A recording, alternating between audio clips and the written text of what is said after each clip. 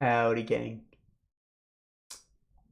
Welcome to the stream. First one, Deadly Premonition 2. Since we just finished the last one, and it was a little short, but mercifully so, considering all the problems we had. I was a little excited to play this one, but then I saw this, and I'm like, oh no. Apparently, this is like the laziest port I've ever seen where they couldn't even implement fucking keyboard controls. Not that I was gonna play it with a keyboard, but like this doesn't paint a good picture for the rest of it. Now look in discussions, there are all kinds of bugs, so nobody says that it's unplayable, so that's good. I don't know, this was a Switch port, or it was a Switch exclusive, I mean, which is crazy to me that this of all fucking things would be Switch exclusive, but uh yeah, I wouldn't expect it to be a looker anyways. I'm not too concerned about graphical glitches or whatever, but there's like a third party fix I can install, but it's not as simple as just dragging and dropping a file, so I didn't feel like doing that just yet. We're gonna see how it goes. But yeah, I just wanted to mention this. Controller required on a PC game. That's fucking nuts.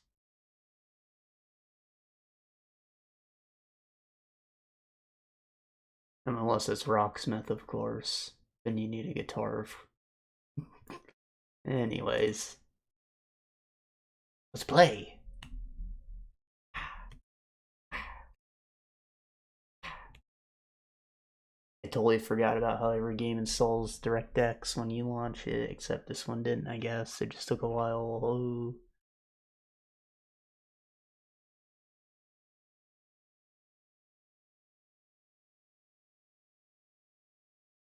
Wait out.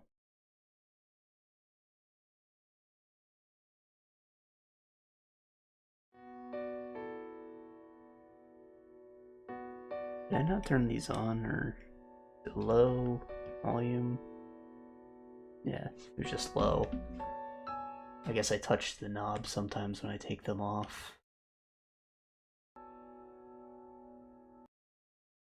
Yeah, there's sound. Okay. Okay. Let's see what options they give us.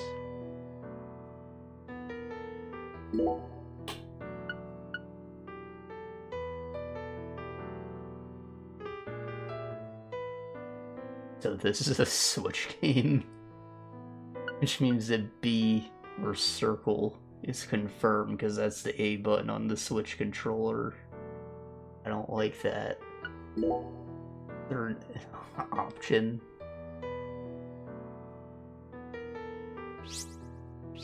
Eh? What the hell happened to dash dodge? Cancel break is A. Dash dodge can't. Why the fuck would anybody want this?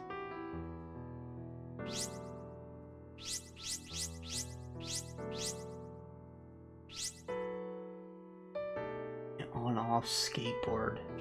I do remember that part, yeah. You fucking skateboard, dude. That's sick.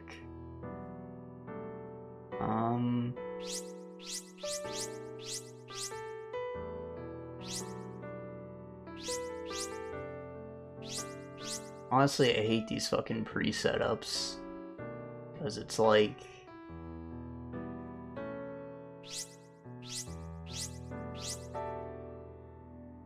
I have to look for the differences every time you switch one, you know?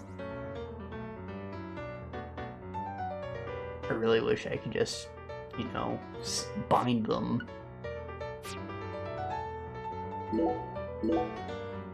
This music's great, by the way.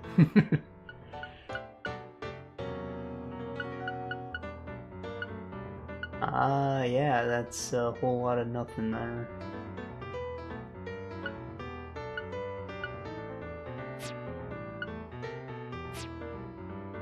Alright. Stort. 2018. 2 years.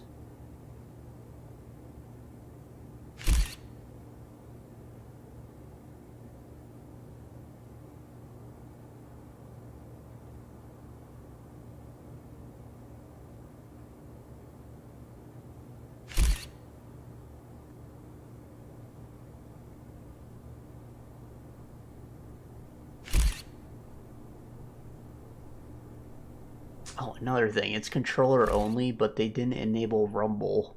You need the mod to turn it back on. That's so fucking dumb. Maybe it's because an Xbox pad wouldn't have the HD Rumble, but and maybe the DualSense do so. Oh, he's like Rayman.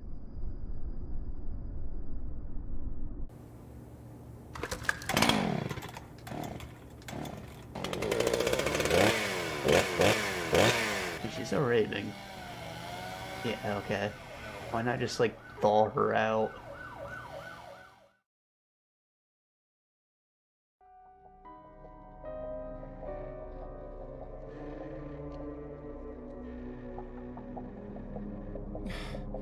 God damn it. What a way to start the new year. At this rate, I'll be dead by Easter. Quiet down, Agent Jones. You're on the clock. Quiet down? Ha!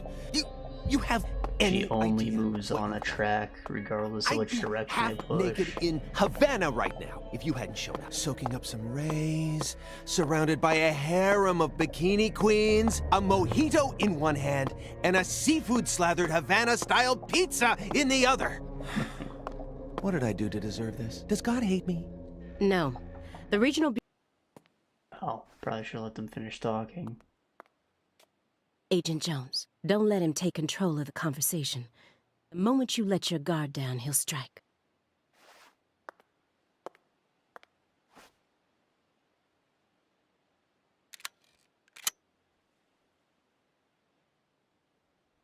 And no red, remember?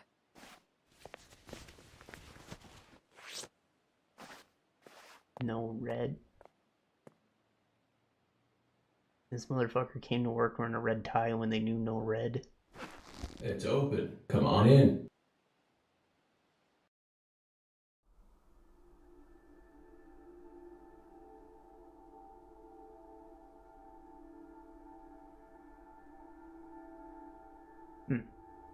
Got a record collection. He only talked about music the one time. Punk rock man. Expected to see like a big stack of VHS tapes or something. Ratman.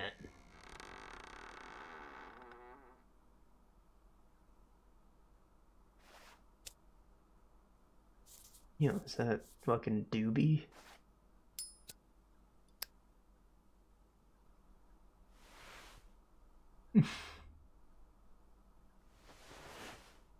He has got a movie collection. You have questions for us.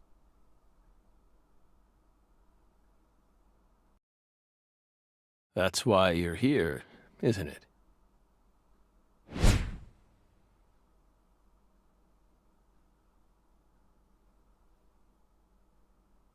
He looked like fucking Solid Snake before. Why is he a more believable old man now?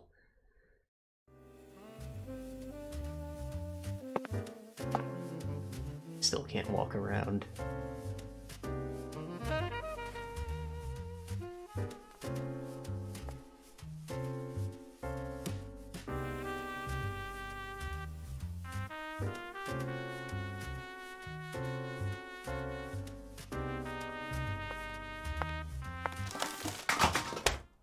Oh.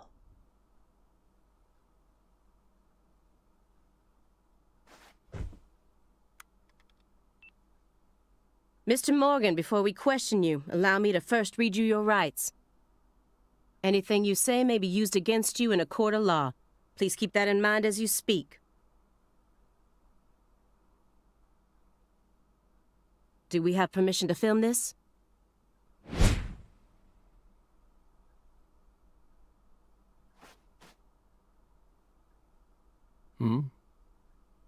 Don't worry, my fairy.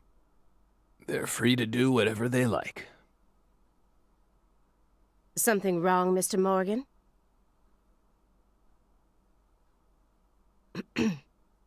I'm FBI Special Agent Aaliyah Davis, and this is... When you're red in Simon this Jones. department. An analyst from the Boston Couch or branch. some bricks. Or He's slightly been red. monitoring us His for eyes are years red. now. Oh, hi.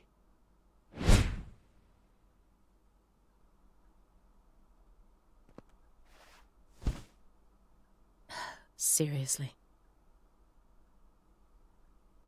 A Southern belle and a lonesome loser who can't catch a break. Quite the uncanny duo.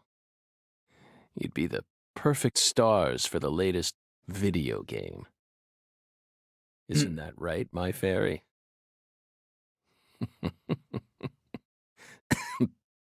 How many years has it been since someone came to chat with us? Oh, but don't ask me about my fairy. That's a private matter. It's hard to tell what he's thinking, but my Barry eyes is in can't be York. deceived. If he's hiding something, it'll come out in his face.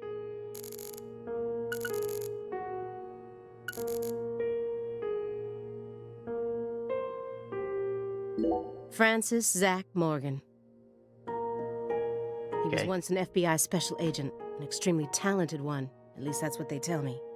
Perhaps he was a little too talented.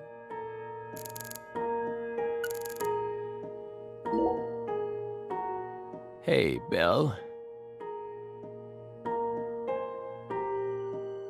Why are you dressed so handsomely?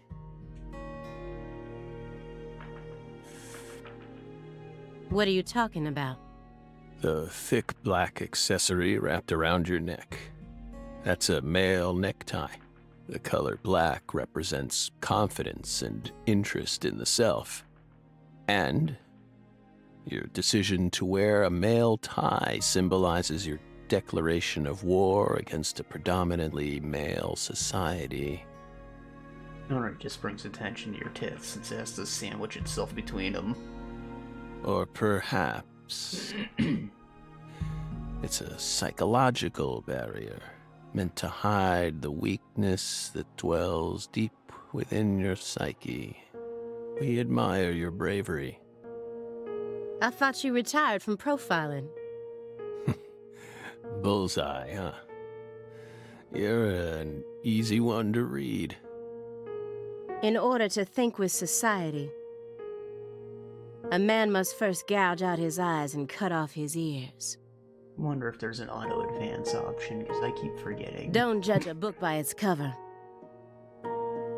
For someone who's supposed to have been one of our best, you've got an awful eye for people. Or did all that smoke and kill all your little gray cells? Is that a Hercule Poirot reference? Okay, Aaliyah, that's enough. She's smart, but she's also more of a shrew than she lets on. Agent Jones, that's sexual harassment.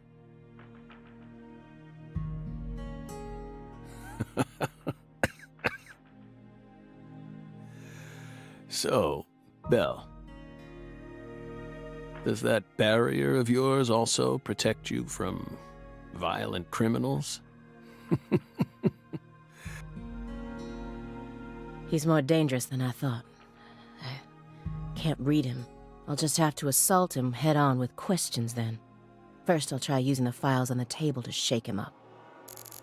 What does it talk about his weed anymore? Shit.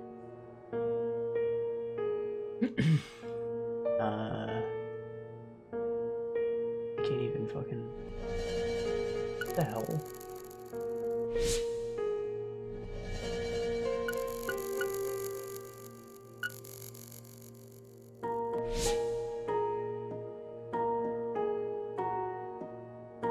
Stage 4 progressive malignant tumor. How do humans behave when they know death is just around the corner? Oh, that's why he's smoking. He has cancer. And what if that human is also a high-functioning sociopath?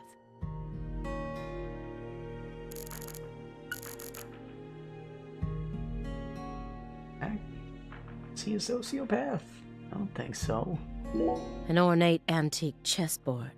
Maybe it's a little. Looks like he stopped halfway through York the game. was. Zach. I was playing with him. Supposed to be different.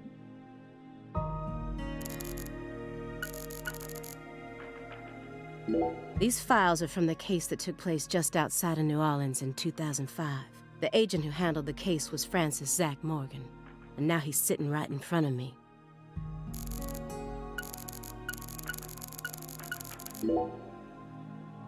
That chessboard looks rather old. And you can't even buy those ivory pieces anymore. Right. They were banned by the CITES Treaty. That was made in France in the 1900s. We know it's in bad taste, but the weight of the ivory just feels so good in our hands. Ivory is, I think it means bone, but typically it's elephant tusk. So that's like illegal poaching. You play chess alone? There are legal ways to get ivory, like obviously elephants lose their tusk, you can pick it up, but when you're putting it into frivolous products like this, it usually came from illegal gathering. Is that a crime? And it's always going to go into a frivolous product, like something really expensive, but you know, then it's a showpiece. No. But it's a hard game to enjoy when you're all by yourself. He's probably just replicating famous games. Or trying to solve problems from a chess workbook. Right, Morgan? I may not look it, but I'm actually a bit of a chess nut myself. When I was in school, I used to pore over every issue of Chess Life, the magazine published by the U.S. Chess Federation. U.S. Chess Federation. Well, unfortunately, your guess is completely wrong, Agent Jones. He isn't replicating a famous game, nor is he solving workbook problems. There isn't a single chess book to be found in this apartment. And I didn't find any chess-related websites in his internet history. He was simply playing chess, all alone. So, what's wrong with that, Belle? I don't understand it. How could a single human being seriously play as both sides? You just publicly confessed to stealing personal data. Seems like that's a much bigger problem. Oh no. Everything was done in a perfectly legal manner. We simply happened to intercept a handful of data being sent out from an unknown origin. Ooh, now okay. she's really trying to scare us. Did you hear that, my fairy? Serious nightmare fuel.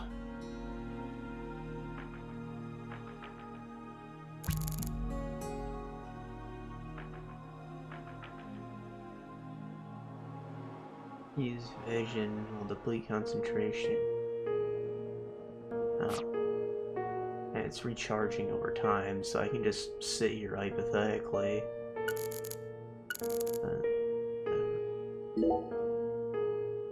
Mr. Morgan, may I ask you a question purely out of curiosity? If it makes you uncomfortable, just let me know.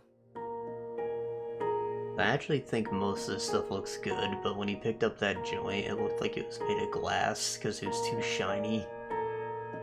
I feel like there was probably a slider attached to the shader they could have used to make that not happen. Like, the table doesn't look shiny, it looks rough and dusty. Anyways, I just wanted to say it looks a lot better than I was expecting. Kinda similar to how the PS3 game, like what that was going for, but nicer. Which I said looked a lot more stylized than the PC version. And I'll retract it. Belle, what's wrong? You sure put a lot of effort into that approach. Especially the lighting, look at that, it's like really soft. It's a question about death. About this body? Are you afraid? Of what's coming? Think carefully about why we're smoking this, then ask us again. Honestly, we're not afraid. Rather, we find it intriguing. Intriguing. Yes.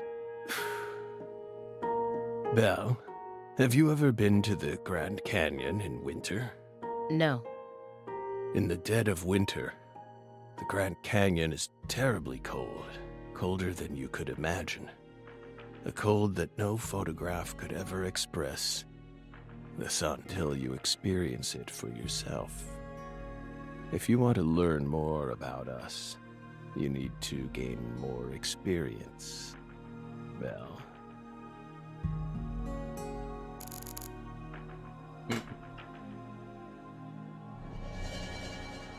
It wanted me to use this, but it doesn't actually show me anything.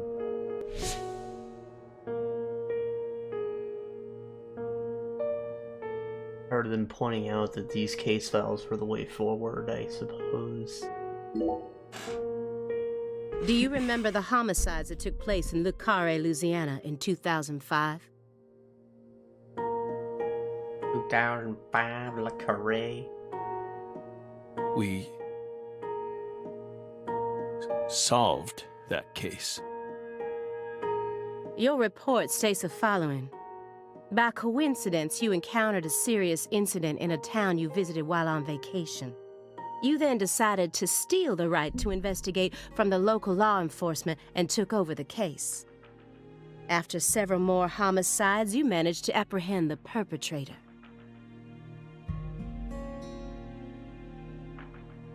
So he went there on vacation? Is that his excuse for saying that York gave him an anonymous tip?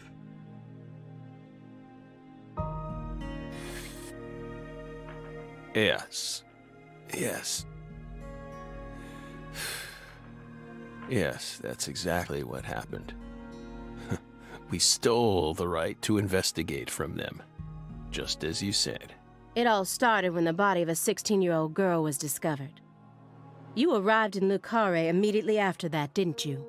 We just can't seem to keep ourselves away from dead girls. Did you really visit that town just to take a vacation? We don't know. If you already have the report, then we suggest you read it, Belle. Either way, that case is closed. Closed? You sure about that? Don't you think this puzzle is still missing some crucial pieces? Come on. No need to beat around the bush with us, Belle. They found Lise Clarkson's body. It was hidden deep within the Clarkson Food Delivery Services cold storage warehouse. After 14 years, we finally discovered the body of the very first victim. Do you know what this means? That's why we're here. The first victim in the case he solved, Lise Clarkson. This is a photograph of what she looks like now. How will he react when he sees it? How did they even know she was the first victim if they never found the body? She's just a missing person at that point. The body that went missing for 14 years was suddenly discovered frozen in a warehouse. This is some kind of message from the victim to us. We're pleased that her body turned up. Deeply pleased. You claim to have closed this case, but now a lost body suddenly surfaced. Aren't you curious about the details? No, case closed. Body or not, we already solved that case. Lisa's body can't change anything now. And it certainly has nothing to do with us. I suspect the body was stored there rather than abandoned, due to the unnatural state it was found in. Disco Elysium. She was found frozen in a storage unit. Harry Dubois did that. Therefore, she looks exactly the same as she did when she disappeared.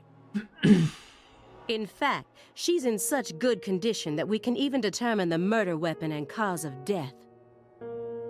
Well, good for you. Even stranger is how unbelievably beautiful she looks. At first glance, few would guess she was a murder victim at all. She looks more like a piece of art, or a mythological figure from a painting. This keeps getting better and better. Better and better? Isn't that right, my fairy? A corpse as beautiful as a goddess. Sounds just like our story. Yes. Yeah. That went okay. Now I'm sure that Morgan's hiding something. I may be able to get what I want if we go deeper into the documents. I guess the Greenvale case is still, like, classified. They don't know anything about it, even though they're FBI.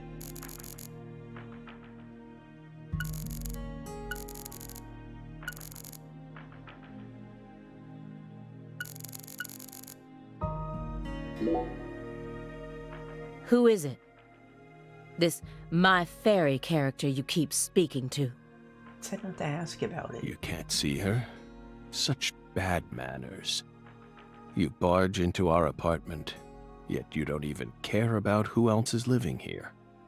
Dissociative identity disorder. In the past, it was known as multiple personality disorder. You were subjected to an internal probe only once during your career, correct? They suspected that you had DID, but you denied it. And no problems arose during your test. Is this how you dealt with the psychological profiler back then, too? Saying strange things, weaving unrelated matters together. Is that how you slipped through?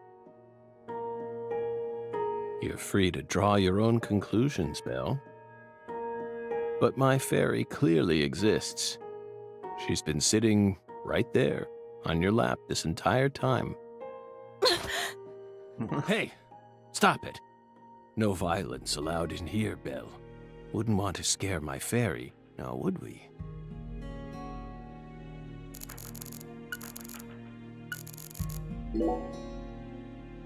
You may be wondering why we decided to unearth all these old files.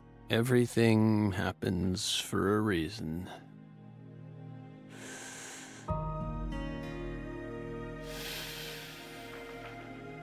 The moment Lise Clarkson's body was found, we did the best we could to start our own local investigation. But there wasn't much we could actually investigate due to the damage caused by the hurricane. Then we assume you also questioned everyone who worked in the warehouse. Of course. We questioned all the Clarkson Food Delivery Services employees who staffed the warehouse and its owner. But we still have yet to obtain any key testimonies. Par for the course with a 14-year-old case, if you ask me. Not to mention how bad the timing was. Most of the employees were on vacation. So, you gave up on the investigation and came to see us instead.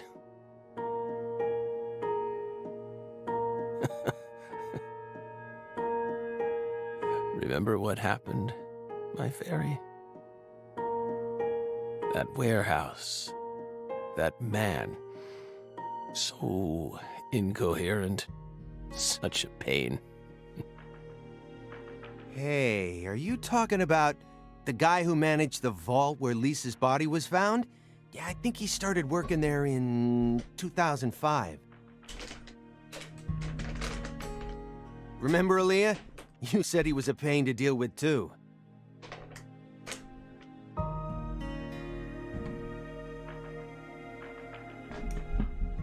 The large man, yes.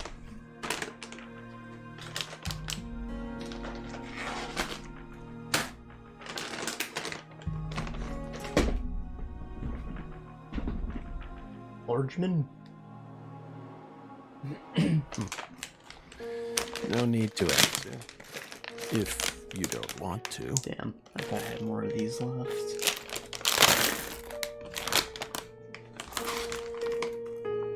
I'm sure you've already put him under surveillance. Textbook FBI protocol.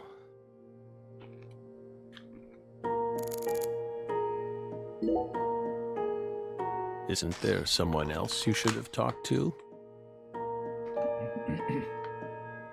Before coming to us? Such as... We were unable to reach Patricia Clarkson. You look surprised. I thought you already knew. After all, you visited Louisiana last week.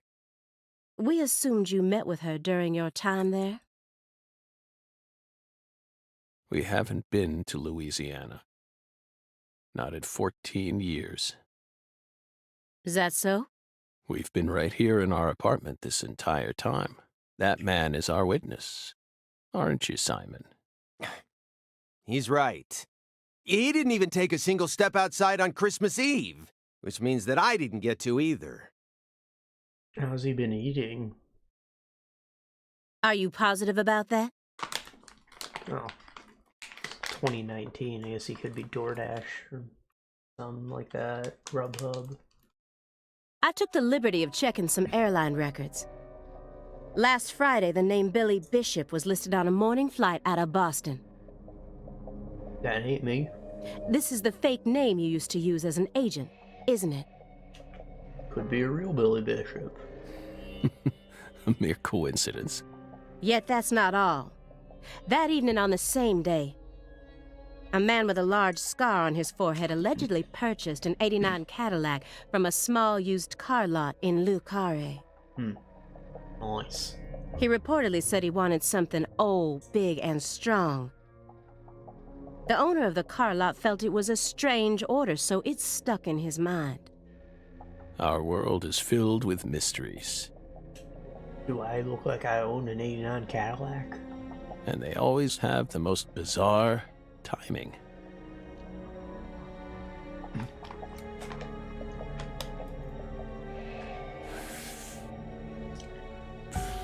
Incidentally, on the following day, an identical Cadillac was taken to a scrapyard in Trenton, New Jersey. Oh, I know where that is. You can find that type of car anywhere. Isn't that right, my fairy?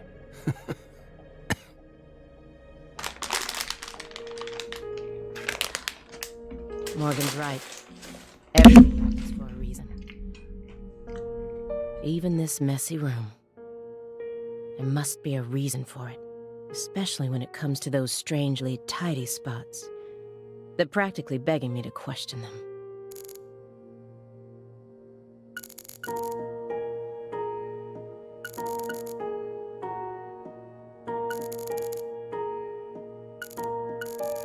I'm most curious about this. What's with the triangle? This room's a total mess, but certain spots look perfectly clean. Is it just a coincidence? No. There are...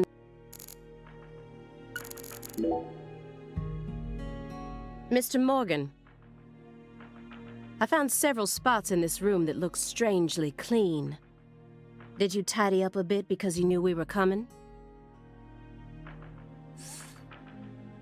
Those are sanctuaries. They've existed from the start. Sanctuaries. That's right. Sacred places, hovels for pure souls, if you will. Were there originally objects in those hovels? Something you didn't want us to see? The soul's still there. We haven't touched a thing. But we know you can't see anything. Hey, Simon, don't touch the sanctuary. What? Sorry. That's a sanctuary. Don't ever touch it again. You've been watching us for 4.5 years, and you couldn't even figure that much out. My bad. It's my first time actually coming inside, you know. You're earning far more than you deserve then. What were you doing all day in that black Suburban? We thought wiretapping was your specialty. Don't tell me. Crossword puzzles. What do you think, my fairy? 4.5 years. All that time, and what does he have to show for it? Crossword puzzles? No way. Come on, I thought you knew. I'm a Sudoku guy. Ah. Agent Jones. Oh, right. He's completely taken control of the conversation. So there's another sanctuary right in front of this chair. At this rate, we'll never get anywhere. But he's allowed to touch the sanctuaries? Like, somebody's keeping them clean. Unless he's implying that dust simply doesn't fall there because it's sacred. I need to press him some more. Ow. Apparently that was the most important thing, and that's a shame. I want to hear all of these. And just cut out those last two. Agent Jones. The briefcase isn't even that big. How long does he intend to keep that up? Does he have pizza menus stuffed inside there or something? Agent Jones, did you find the files? No. Green mail. There's something.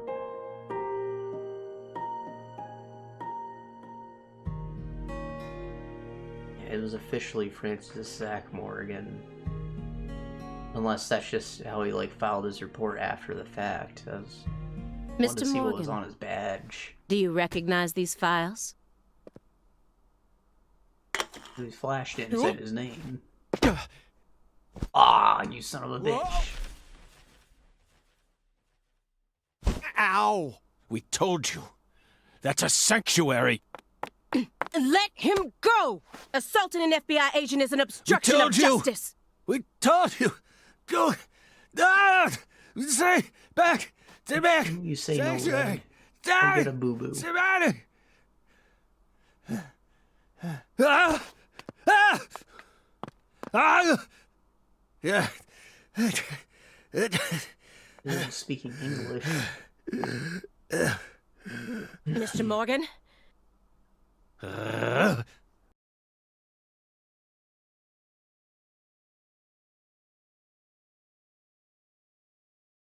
I cut my finger with that can opener this morning. I thought I stopped the bleeding, but it seeped through. How could I be so stupid? Put gloves on, you idiot. Sloppy. Yeah, Everything should be fine now. I'm sorry for being so careless. I made sure to read through your file and learn about your condition. The color red. Such an unusual thing to fear. Please, accept my deepest apologies. I'm sorry too, Morgan. I don't know what I was thinking. I'll never touch one of your sanctuaries ever again. And no more red, either. Don't ever touch one again. I told them not to. Why would they do that? Make them go away. Sanctuaries. Don't touch. Stay away. Now, may we return to our discussion? Don't worry. I won't let them touch you again. I'll keep them away from us. Strangely enough, this man has a fear of the color red. Wait, so where's his family? He passed away in that cutscene at the end of the last game, right? Upstairs in his daughter's house, but now he's here with his stage whatever cancer. Never left, unless he goes to visit his family right after this. Doesn't seem likely. Maybe that's the not canon scene from the director's cut that people mentioned. I have no idea of telling which ones were added, because I didn't play both versions, obviously. And I believe that fear is connected to the Greenville case. Arrows. Our Sanctuary. Heavy-duty shredder.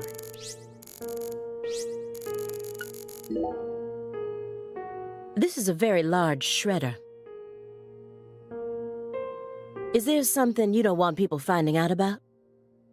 Will Combs? Not Luke Combs? Good question. But we never know when some curious civil servants may come and sift through our trash now, do we?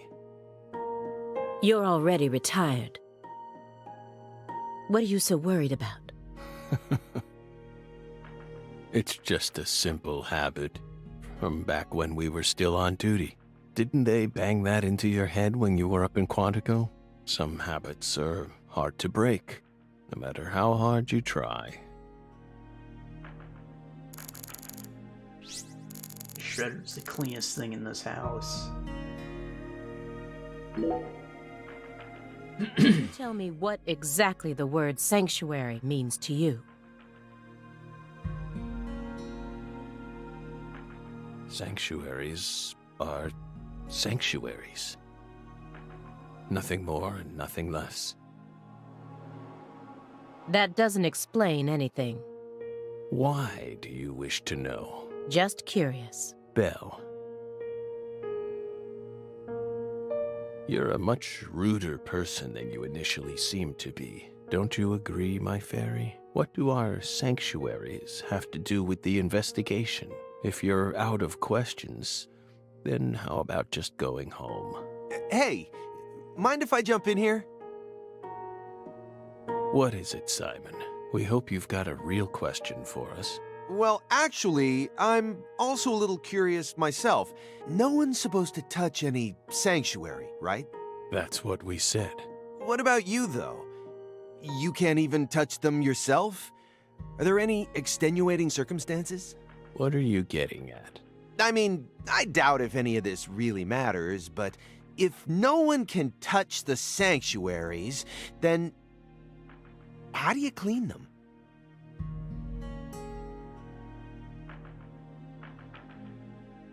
Well, that was my question. There is no answer. Sanctuary, it is sacred, it is clean, it is unsullied. There was never anything to clean.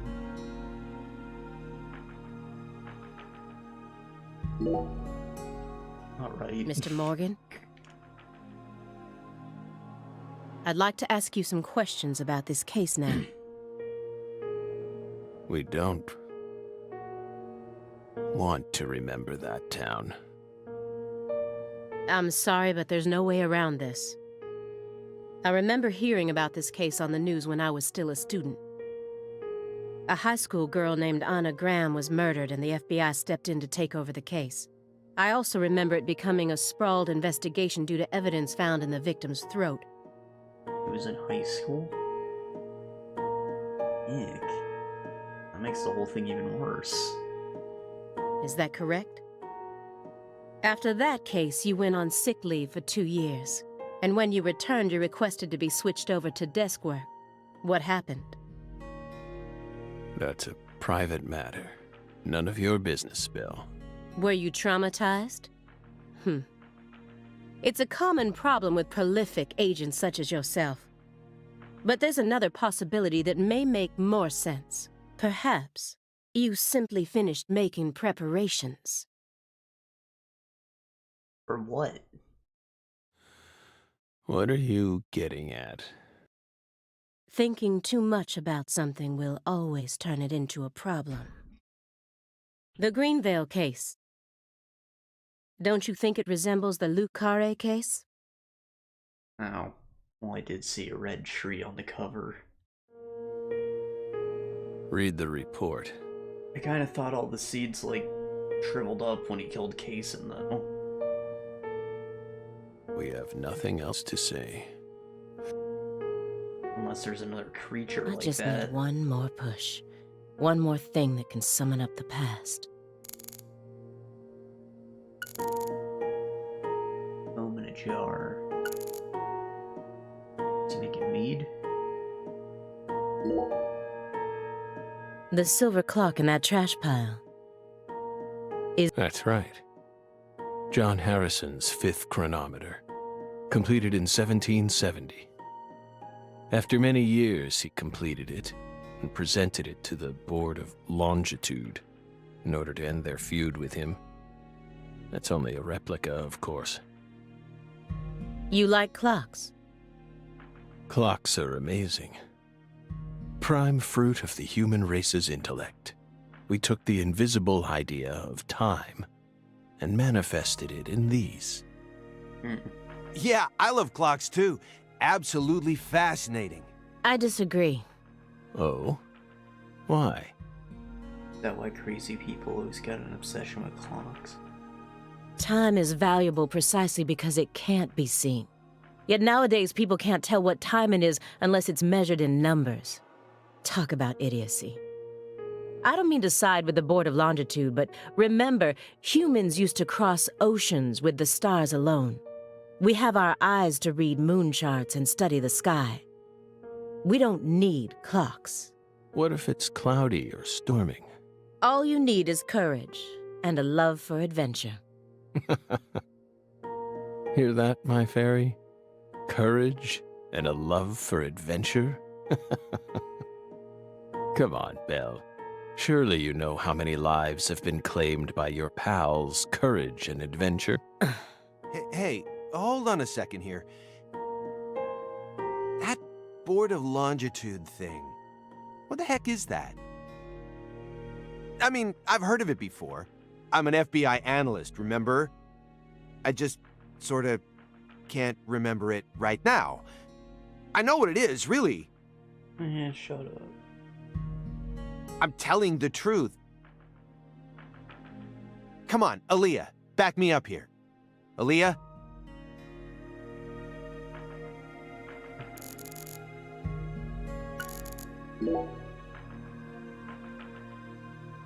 That's royal jelly. Oh. Huh? There's larvae in there. You were staring at the jar, weren't you? Do you find it strange that there's honeycomb inside? We wanted to harvest royal jelly in its most natural state. Royal jelly The got more queen's main nutrients. food source, It's bee created from the semen. worker bee's secretions. It's a perfect food, filled with power, meant to fuel the birth of the next queen. By absorbing it into our own bodies, we too can acquire that power. Incidentally, did you know jelly to that kill all cancer? the worker bees are female? Really? No. Guess they didn't teach you that at Quantico. Male bees are only born to inseminate.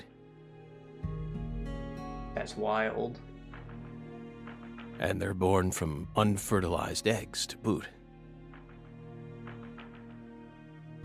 They have short lives and don't even get stingers. I thought the stinger was a dick. And unfertilized eggs, how is that even possible? The insects are fucking nuts, dude.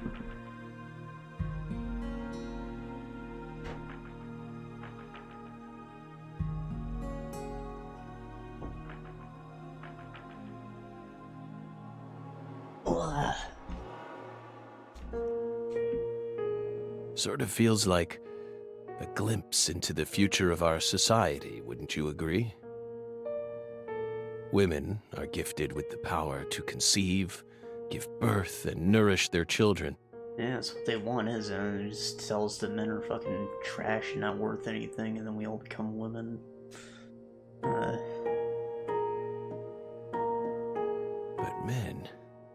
men are consumed with the job of providing women with the chance to do so. If women no longer had to rely on men for the seeds of life, they would soon cease to desire them, we believe. Be careful, Simon. Huh? Of what? Your bell's already stolen the reins from you.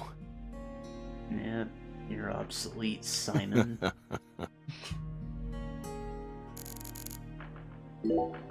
Mr. Morgan, please look at this. What did we just say? We don't want to remember Greenvale. This isn't a photo from Greenvale. Look closely at it. Former Special Agent Francis Zach Morgan.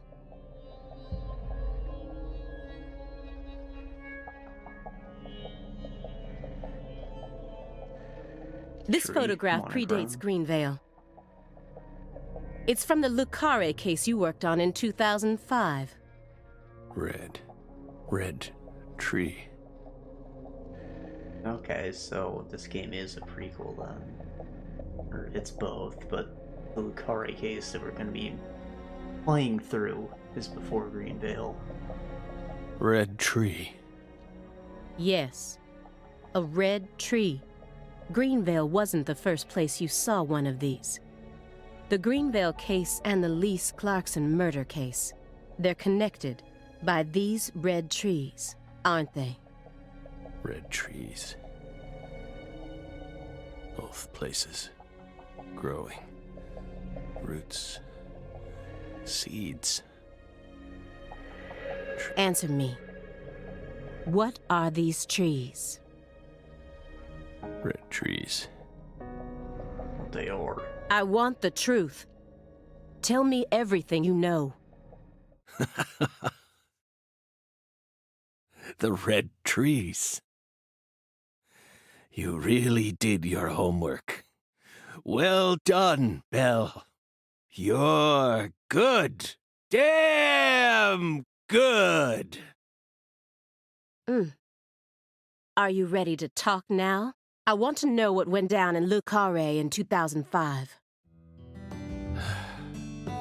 Fine. We'll tell you. We'll tell you what happened in that town. Yes, it was that red tree. That red tree ruined my life. It was a sultry summer day. The sun comes down hard on you in the south, like a torrential downpour of demonic whispers. It all started back in that sweltering summer. We still had our best friend with us back then. The other me. My better half.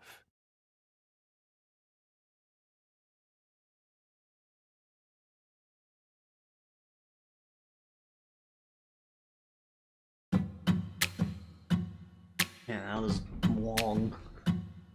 Doubt we're even doing the talking. Never a choice. When somebody needs you, you can't turn away. You're their only lifeline, just a hero, a bullet for hire, working alone. Always a voice, a cry in the darkness, an echo of pain that's been long forgotten, but it haunts me, my destiny to be alone. There's a time when you see life for what it's gotta be. You should know they'll destroy you. A call to me to keep searching, walk alone.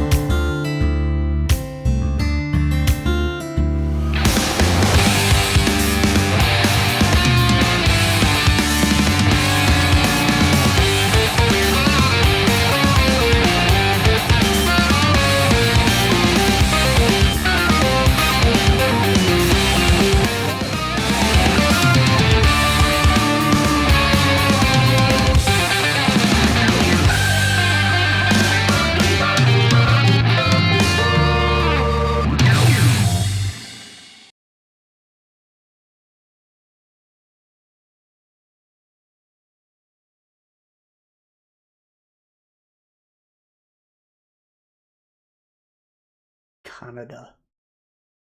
Zach. Nah, the Canada leaf's got like 2 more spokes on it. This one's dick-shaped.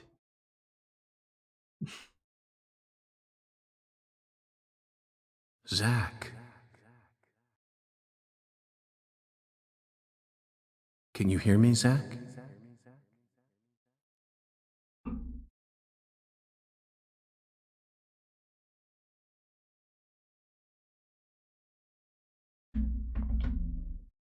Huh? Oh, I had to push down to select it, even though it's the only option.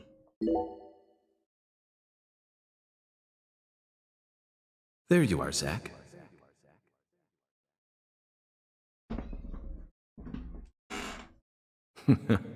Sleeping again? Ugh.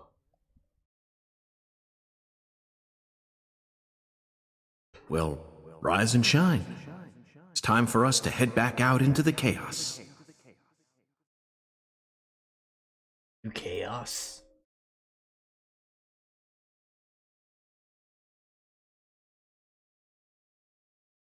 Isn't that right, Zach?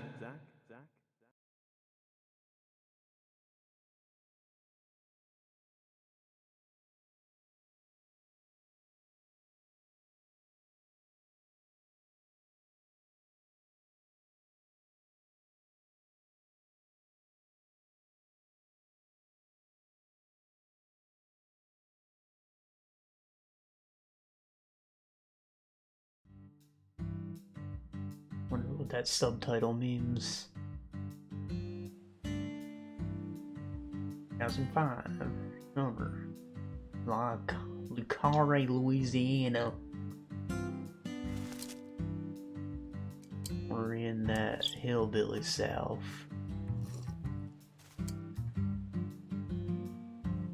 Place where Zach, there's it both looks a like she high wants us to join her for concentration of breakfast. racist and black people. Perhaps this town's Not a good finally time for starting to warm anyone. up to us.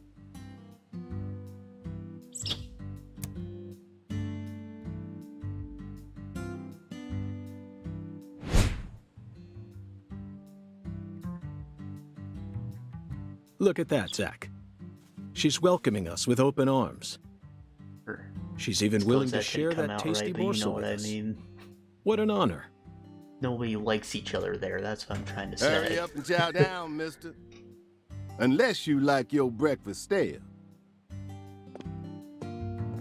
What an amazing place. I've been on top of the moon since the moment I got here. And the name of this wonderful town, Le Carre, sounds like French to me. But what does it mean? I'm the chef, David. If you want to know about the town, you'd better ask the concierge. Only amateur chefs flap their gums about stuff that ain't food related.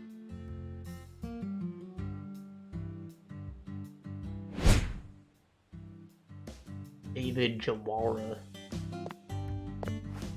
Did you hear that, Zach? He's a true professional. You This say cool guy something, mister? here. No, not to you. I was just talking to Zach. Zach? Please don't ask me about Zach. It's a private matter. If you say so, still. Never thought the FBI would ever come out to a little old town like ours. I do work for the FBI, but I didn't come here for an investigation. I just happened to stop by on my way to New Orleans. New Orleans has they Never say. thought there'd be a murder out here either. And it was a 16-year-old kid. Now I tell you, this country's seen better days. What you reckon, mister? He's got like a half Zach, he's chef definitely jacket. a professional, but it seems like he's also a bit lonesome. That's good. Ambivalence exists everywhere. Folks say the killer used an axe. Hell of an old-fashioned choice if you ask me. Actually, Chef David, if you don't mind, I'd like to ask you a few questions about the incident. But shoot, I ain't the one you ought to be asking, Mr. FBI. I only heard what I heard. But seeing as you're fixing to grill me, I can tell you what I know. Please do. I appreciate it.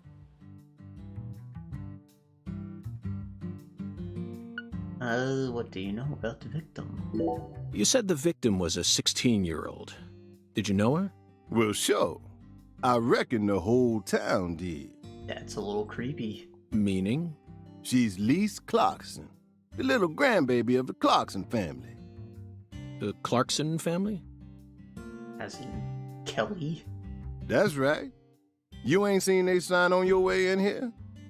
The one above that huge cold storage complex. Should have had a dragonfly on it. Wait, so she was in her own family's storage warehouse the whole fucking time? I mean, so someone in the family did it, right? That's my initial hunch. Anyway, that's the Clarkson family seal. They own most of the land around here, from the sugar plantations right down to the food processing plant. Yeah, I reckon they got a stake in just about everything. They even own the water tower on the edge of town, you know? They're the ones who built up this town, and they still support it. What do you know about the Clarkson's house? Now, I ain't got nothing bad to say, but I'm gonna talk straight to you. You best steer clear of that place. That family ain't just some gang. They're a whole different kind of beast. They folks with real power. Remnants of the good old boys who shaped America in the early days. Especially the head of the family, P.J. Clarkson. He's the kind of monster who goes around eating other monsters. And I'm sure he's on edge now with his granddaughter getting murdered and all. So don't go barging in with that shiny FBI badge of yours and think you'll be safe for nothing. Things are different down here. So if you plan on sticking around, you best remember that. Best member. I see. I'll keep that in mind. Local law enforcement. Is the local law Nothing enforcement because we're a big investigating the case? family. Shoot, mister, what you think? Now, I told you this ain't no city. We in the bonafide boondocks here. They got to know how to break up fights and keep folks from killing each other when they pissed you off. They sit down and talk it out with you heart to heart, and when that don't work, they just beat your ass. That's the Deep South for you. Mm-hmm. This murder ain't like that, though. A little kid got killed. A weird way. Like something on a TV show. The sheriff's department ain't never seen nothing like this. Live and Let Die, Angel Heart, and The Pelican Brief, right? 9 out of 10 people will name those titles when you ask them to think of a film set in New Orleans. They're all excellent movies, but to me they lack realism. Due to my line of work, I have a tendency to think deeply about what feels real and what doesn't. What's your point? Cat People. That's my point. Cat People, 1982, directed by Paul Schrader. The crowning achievement of Nastasia Kinski, the ultimate muse of the 80s. The most vital element of that movie is the reality it depicts. Leopards who turn into humans have intercourse with humans and turn back into leopards. What the fuck?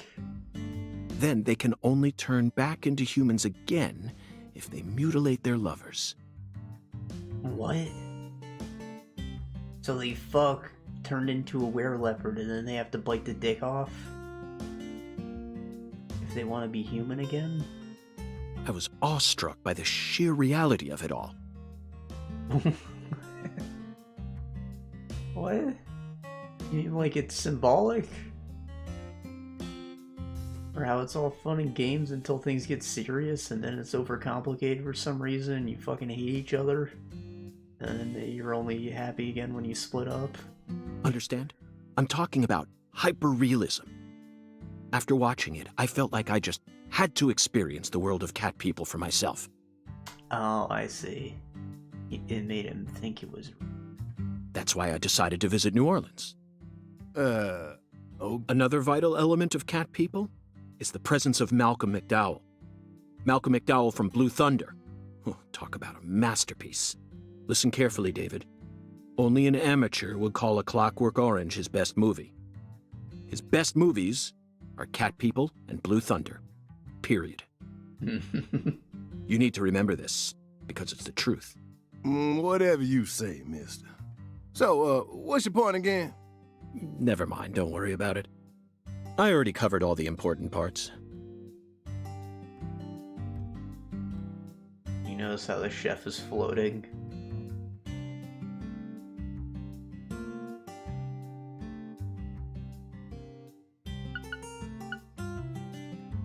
When you say it was like something from a TV show, what exactly do you mean? Hey, mister. Why do you look so excited, huh?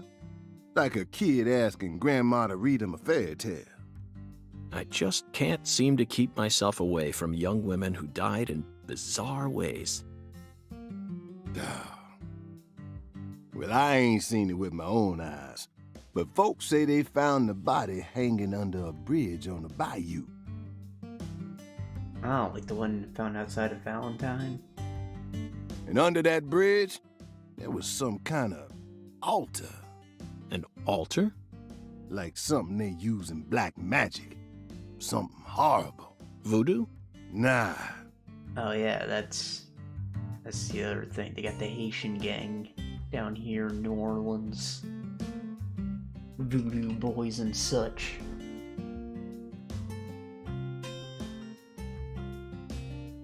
But like, we got that, what is that, Caribbean accent mixed with the French dialect, and it makes a lot of people just unintelligible with the way they speak. Wasn't nothing like that. Just a weird altar. That's all? Oh, and the body was all cut up in pieces. Scattered around the altar like. So she was sacrificed? That's what the fella who discovered her said, yeah. Bingo, Zach. This case has got our names all over it. By the way, Mr. FBI, I ain't seen a car in the parking lot. How'd you get all the way out here, huh? Don't tell me you walked. Well, that's a very good question.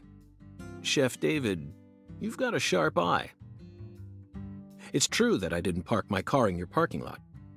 Do you know why? Can't say I do. Beautiful day. Because it was stolen. Oh. Huh? But you with the FBI, right? Even FBI cars can be stolen. It could happen after you park your car on the side of the road and go off to do some legwork. When you're eating lunch, when you're watching a movie, when you're asleep at night, when you're buying cigarettes at the local supermarket. Your car can be stolen anywhere. That's precisely what it means to be an FBI agent. What? In my case, my car was stolen while I was on my way down here. But no need to worry. I already reported it to the local authorities. And I've also already acquired another mode of transportation.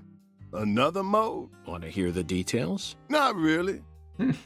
But I'll listen if you want me to. Then please do. After I finished my work in Houston, I flew to New Orleans. Then, I rented a car at the airport.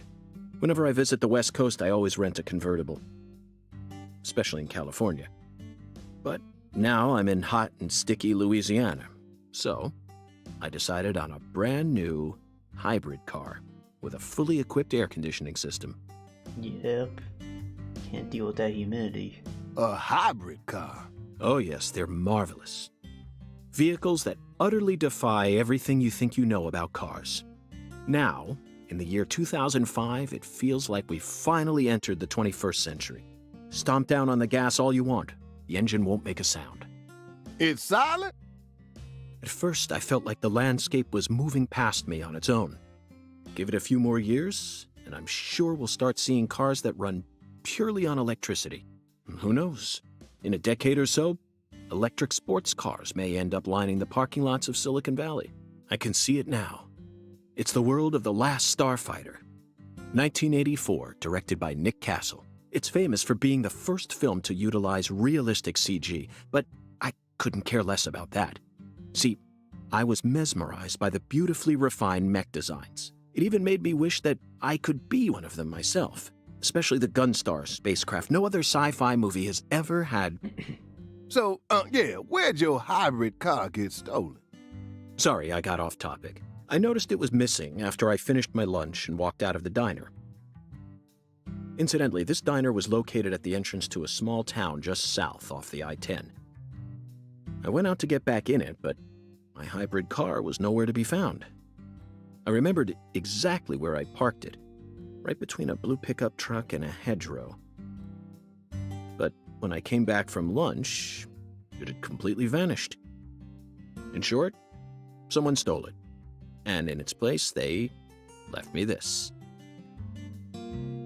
What? Hell yeah, brother. A skateboard.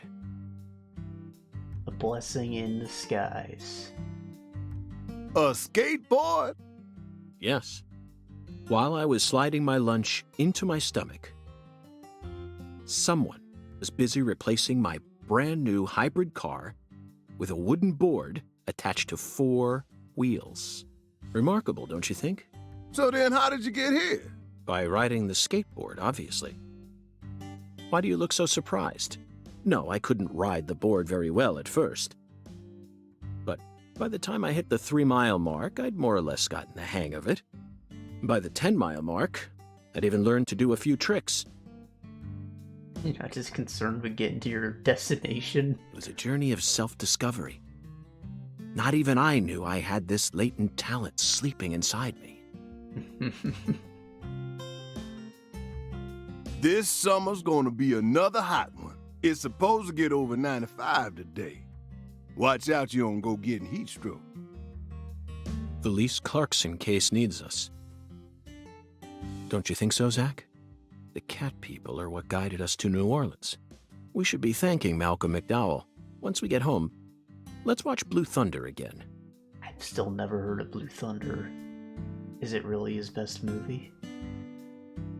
Cat people neither. That's probably gonna get confused with Cats. I'm already looking forward to it. Aren't you, Zach? I know he talked about Blue Thunder in the last game. You know, that was the first I heard of it. Zach. The searing light. Plenty of people talked about the Clockwork The Orange, sense. It's the deep south. That was a fabulous breakfast. You're the world's greatest chef. Wait, mister. You didn't take a single bite. The atmosphere looks delicious. Is that a crab, a lobster, or a crawdad? Probably crawdad. Well, the tea was to die for. But I'd prefer coffee next time. What would a morning be without coffee? Oh, you didn't like tea.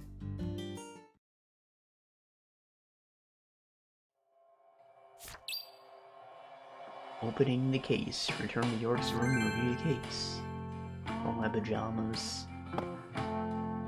York's kinda jacked right now. Matches his Solid Snake look from the end of last game, you know?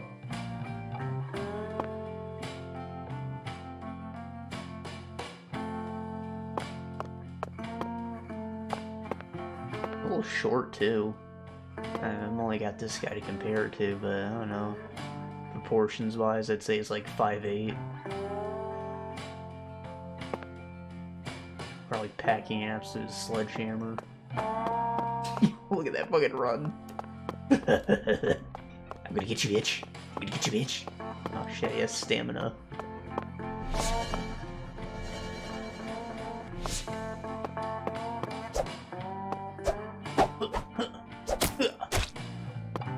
That's of course. I got fined?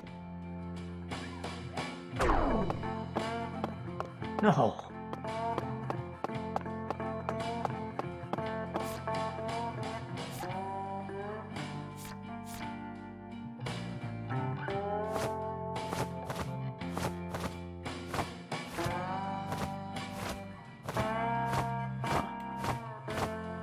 It's like such a clean animation.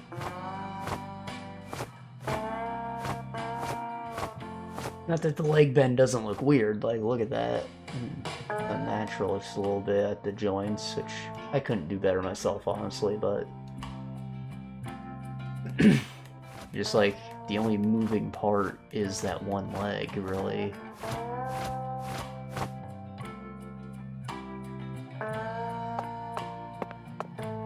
It almost feels like it's not enough. That's why it stands out to me.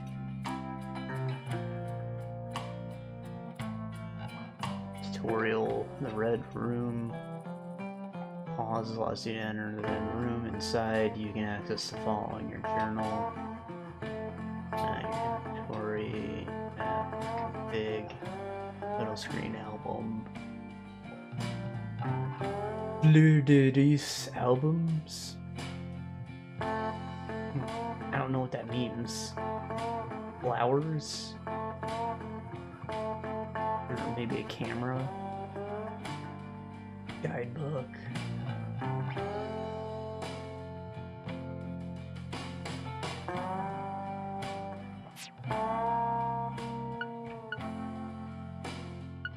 That's not the button I pressed. I pushed triangle, not start or pause or whatever.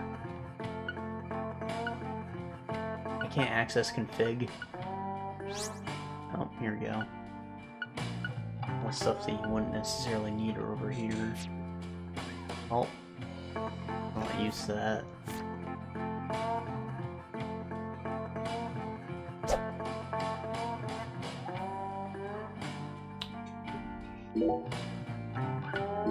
Okay, so yeah, you see how it's already messed up. Quest display is on start, but triangle or Y is main menu. I don't like that. Menu on X, no. Give me one of these with the menu on the fucking start button. Alright.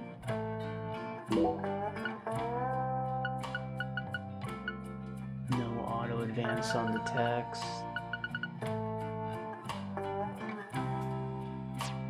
Alright, how are we on time? It's been like an hour and a half or so.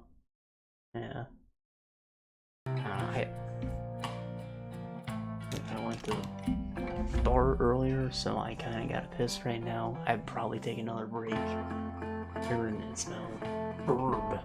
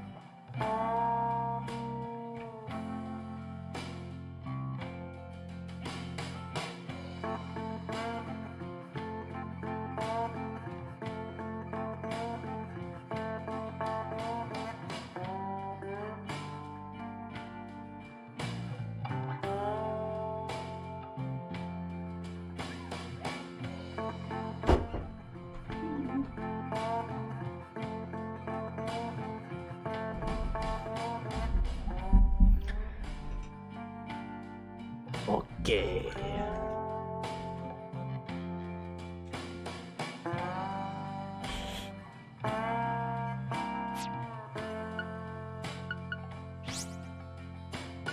What? Oh, bitch.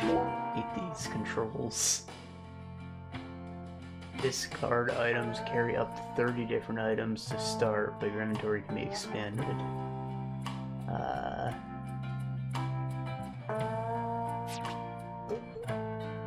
Rubber bullets, box of 50. Can be used in Mr. Alligator.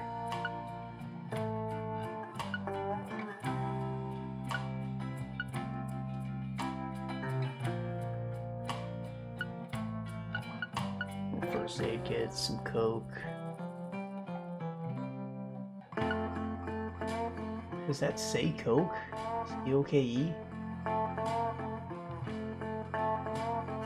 I just call it cola. Maybe that's what it says too.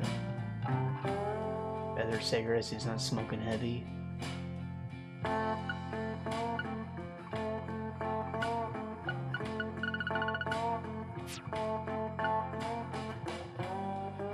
Not sure about what to do. Check the journal.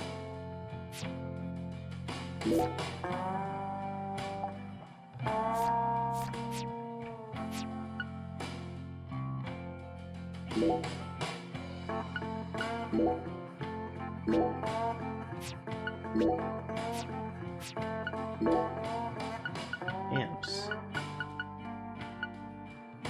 Oh, these are achievements on Switch. I like when they do this. You know, I'm a bit of a completionist usually, so even hunting. Switch doesn't have achievements normally, so when they just implement it in game, it also makes it easier for them to like apply them to whatever format, you know. So you just, you know, 1 2 1 2, you got the achievement in game, set the achievement on Xbox or on PlayStation or on Steam.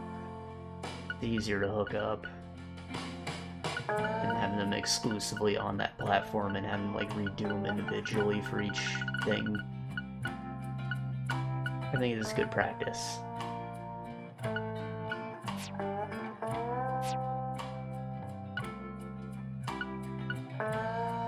Anyways.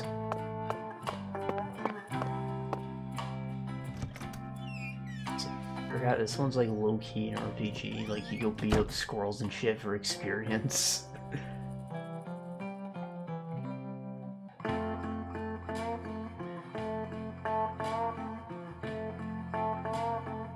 203.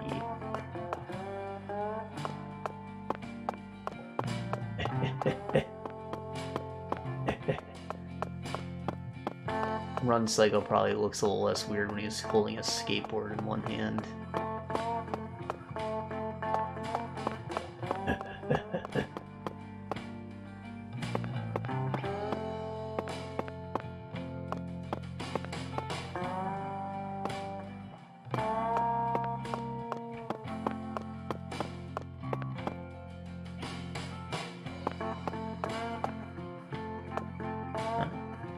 Some local artist. Got a thing for eyeballs.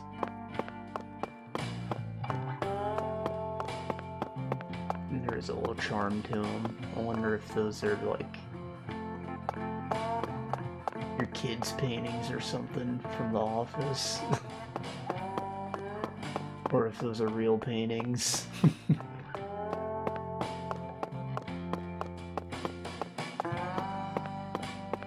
If I just saw one on its own, I'd probably like, maybe it'd be a cool album cover, but when you see a whole collection, it's like, you know what, I think they're on to something.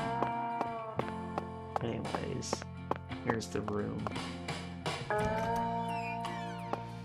Damn, this is a big hotel room. It's like a little studio apartment. Normally there's barely enough to walk, like it's just a little hallway and there's a bed that takes up almost the entire room. This one's got a little living space. Oh, and the cuck chair. You can't forget about the cuck chair that's always in the corner. They know what you're they know what you're doing in that room. Chasing it all over America. But I feel like we're finally on the verge of finding something now. Don't you, Zach?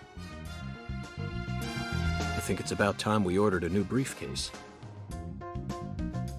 Yes, I know this one carries a lot of memories, but it's seen too much. This hole's from the shootout in Tucson. And this stain's from Miami. Ah, Miami.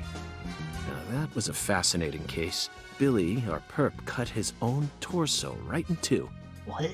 Even with the help of the drugs. A feat like that still requires incredible mental fortitude. I was so impressed that I forgot I'd left my briefcase on the floor. Same floor his blood gushed out onto. Oh.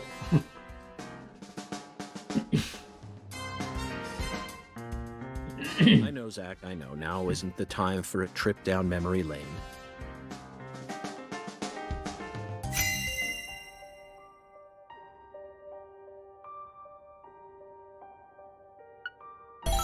An emergent drug that's been on the rise in 4 southern states. Saint Rouge.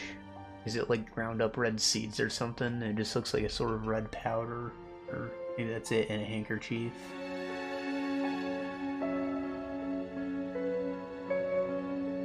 Personally, I think it originated right here in Louisiana. And Lise Clarkson's murder must be connected to it somehow. The 16-year-old girl who was murdered. Her body was found beneath a bridge over the bayou, along with a strange altar. The powerful man who essentially controls the town of Carre. And he seems to be more fearsome than your average gangster. I doubt he'll be willing to cooperate with any law enforcement, Zach.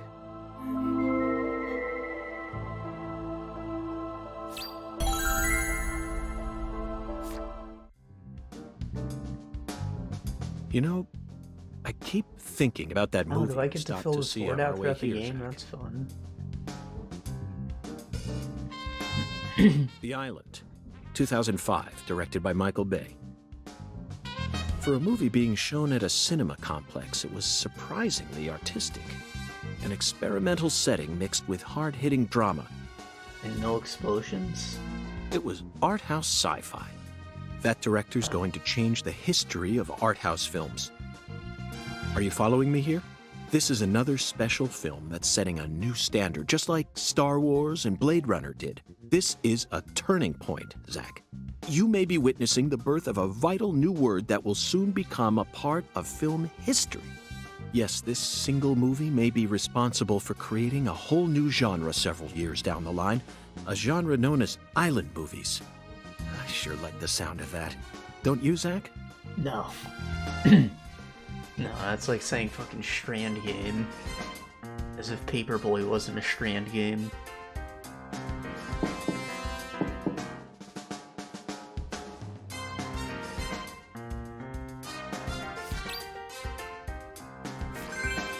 Oh, Pizza City!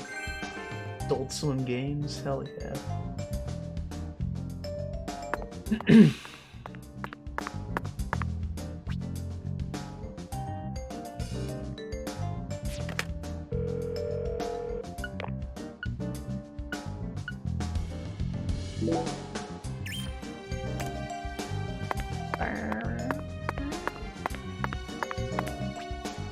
Toolbox. Use the toolbox store, take them out later. And he holds so many items per person at once and utilize toolbox.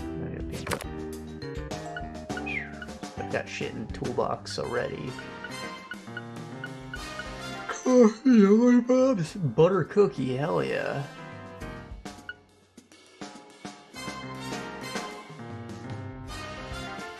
Sleeping bag.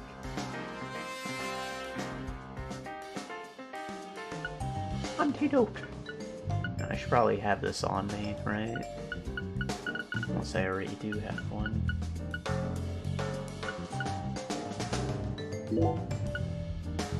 Need butter cookie too, that sounds good. Alright. I'm very satisfied with the decorations and the size of this closet, Zach. And it's even got a security box. What else could a man ask for? It's proof that we're still safely inside the fringes of modern civilization.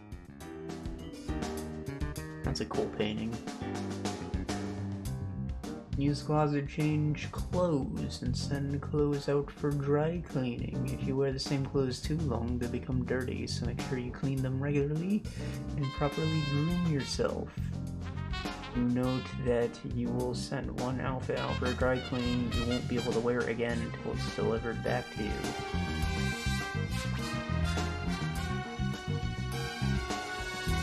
Just got a backup suit.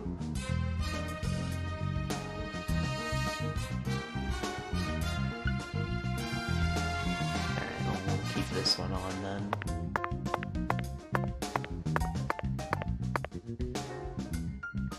What the fuck is with this? Is it like another collectible tracker to put mask on each of these hands or something? Put the jack of blades down there.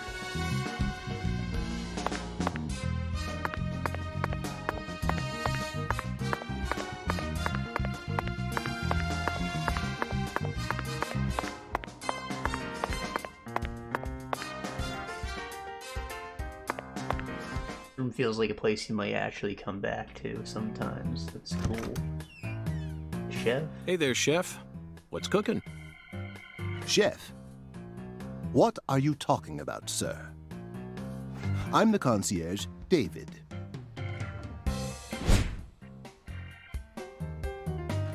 And the same name. I just heard from our chef that you wish to learn the meaning behind our town's name. Yes, I've gathered that Le Carre is French, but does it have any special meaning? Why, yes, sir, of course it does. A very clear, logical meaning. All names have meanings. Would you like to know what this one means? Yes, I would. Jolly good, sir. Then allow me to explain. Le Carre means square in French. Ah. And That's it. that's it? Yes, Town is a that's square. it, sir. Do take a gander at the town map in the lobby if it fancies you. It's beautiful, valuable, and old. I'm sure you'll understand once you see it. Now, please excuse me, sir. If you ever need anything, please don't hesitate to ask.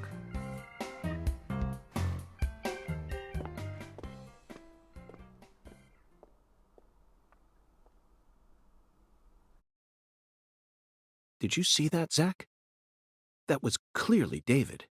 Not a twin, not a split personality, just the work of a true professional.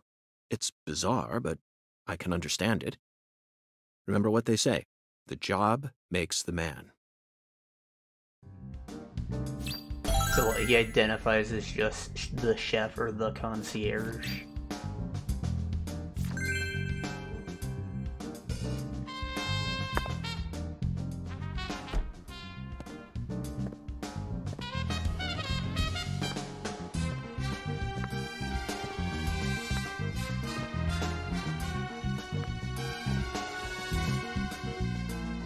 Do you feel it, Zach? Dozens of paintings no one will ever see. Faint scent of tobacco baked into these walls for over a century. Now that's what I call a hotel. Mm-hmm. So old it used to be okay to Zach, smoke. can you see him? His fashion sense is beyond me, but he appears to be a gentleman. Perhaps we should talk to him. That's a living painting? Everybody was so impressed when they saw that tech in Hogwarts Legacy, but it was like really expensive to run actually. Okay, here they have it. Nice tie. Did you buy it here? It's been a long time since someone spoke to me. No one these days ever tries to see me. They can see what's far in the distance, but are blind to what's in front of them. No. Maybe they're only pretending not to see. That's what civilized society does to people. Exactly. Ever since mankind got their hands on civilization, they zoomed away at a frightening speed. Zoomed away from what?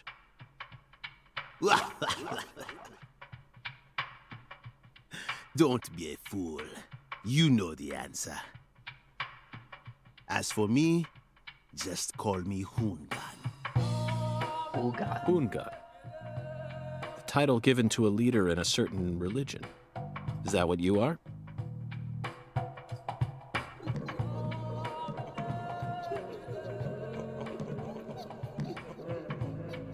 It's not even just the one painting, like that's actually impressive. Do you comprehend the Oracle? And they're all in different styles too. The Oracle. Put on your religion hat, Zach. Here we go. Fell 10 maidens in the shrine of hunger. Find the flying serpent in the ambiguous zero. Dance with the flying serpent, and you will glimpse the other world. 10 maidens and an ambiguous zero. Got it. But what do you mean by otherworld? Follow the Oracle.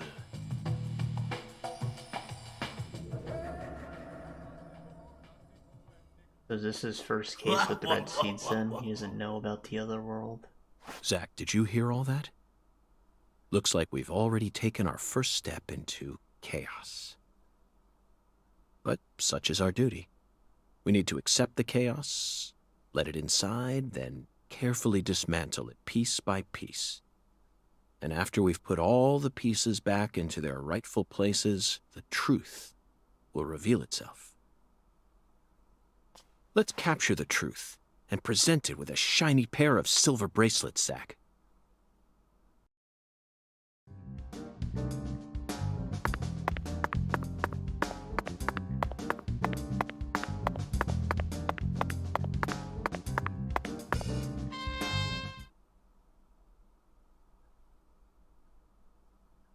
Zach, this is Carre.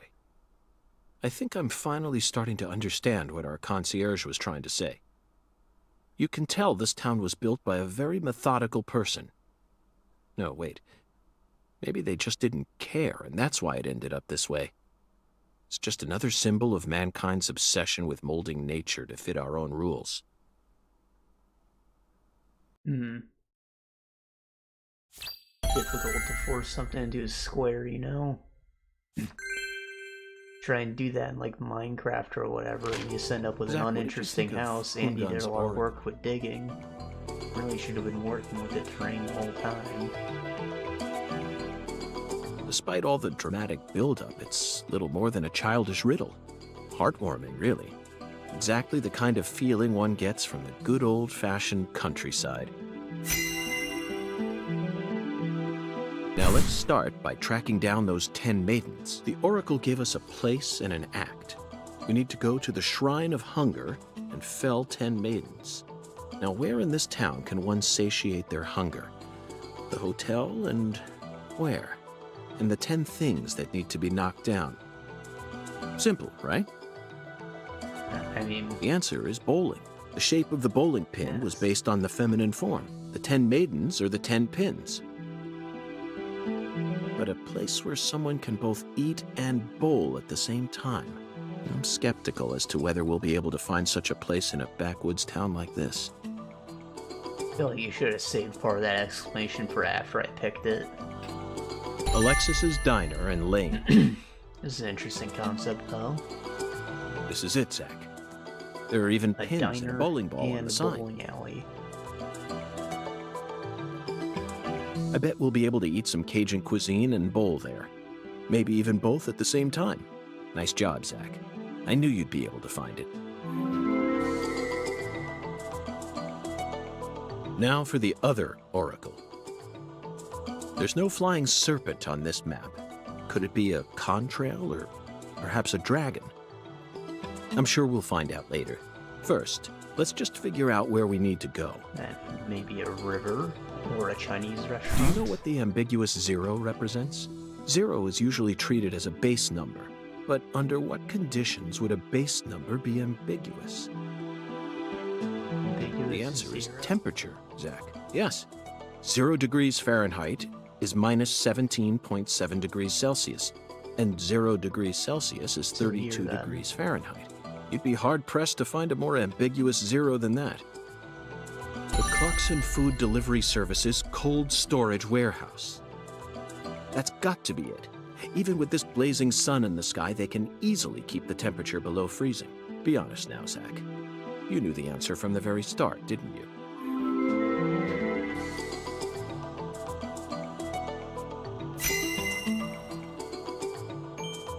Ah, but I lost 200 from using excessive How about force. that Poongon? What a mysterious character. His oracles may end up... Bitch, what?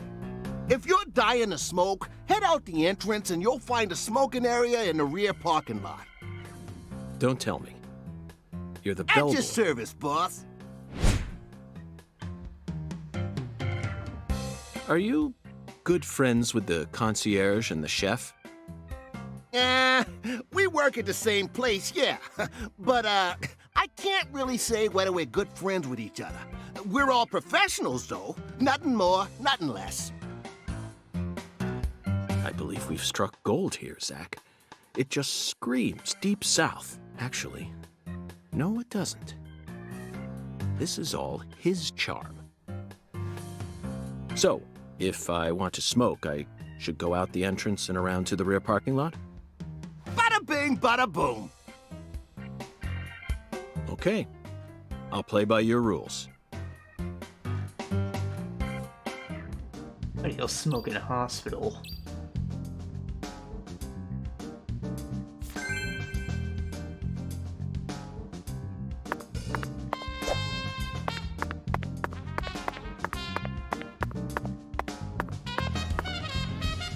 Is that Reagan Arataka?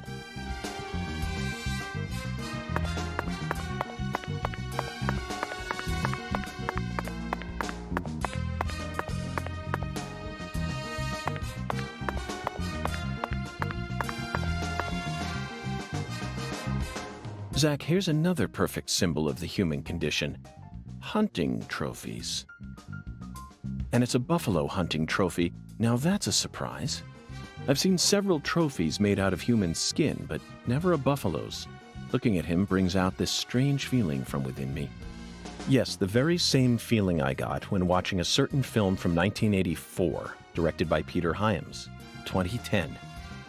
The last scene in that film filled me with such a sublime, majestic feeling. It was filled with everything that was missing from the finale of 2001: A Space Odyssey. Just talking about it makes me want to watch it again. Let's watch it once we get home. Promise, Zach.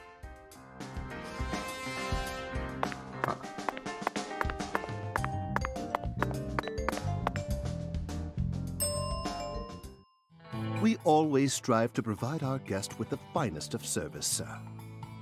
Our humble, bucolic town does have its inconveniences.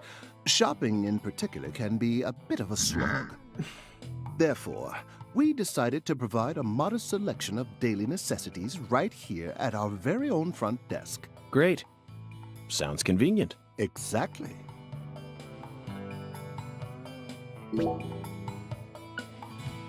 Rubber bullets, first aid kits, coffee, cola, cigarettes, cookies, gum, sleeping bags, adhesive cleaner. Oh, it's a lint roller.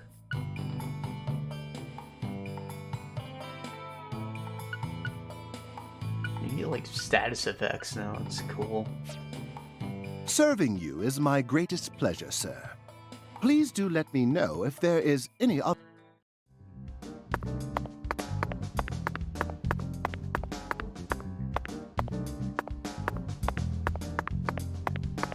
Hey, boss. How can I be of service? Who's the alt babe?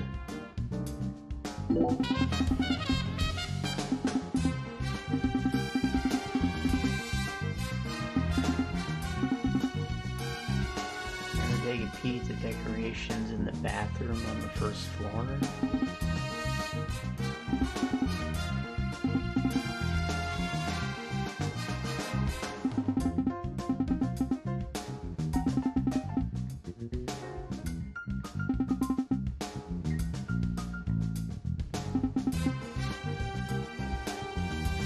Huh.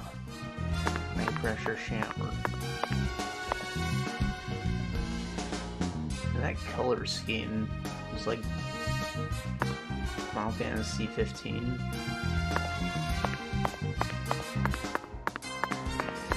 Looks like she came straight from Insomnia. Whether it's a restaurant or a hotel, the key to charming your customers is how you present your bathroom. I'm sure you feel the same way, don't you, Zach? Now Kinda. This is the kind of bathroom a person can really get excited about. Yeah, you got completely closed off stalls. It might even trump the one we saw in that drug dealer's house in Austin. Remember? The art piece on display in there utilized the natural curves of human ribs in such a novel way. It was truly brilliant.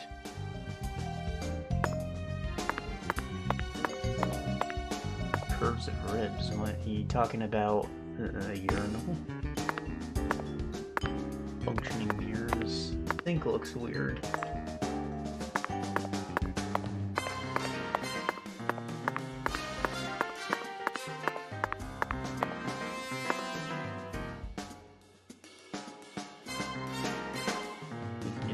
the rest of the lobby. You think they would have put like a black box or something underneath it to stop you from looking under?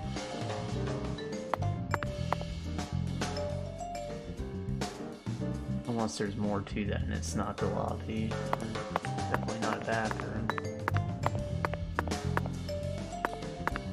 No, there's definitely more to this. Like, is this the art piece?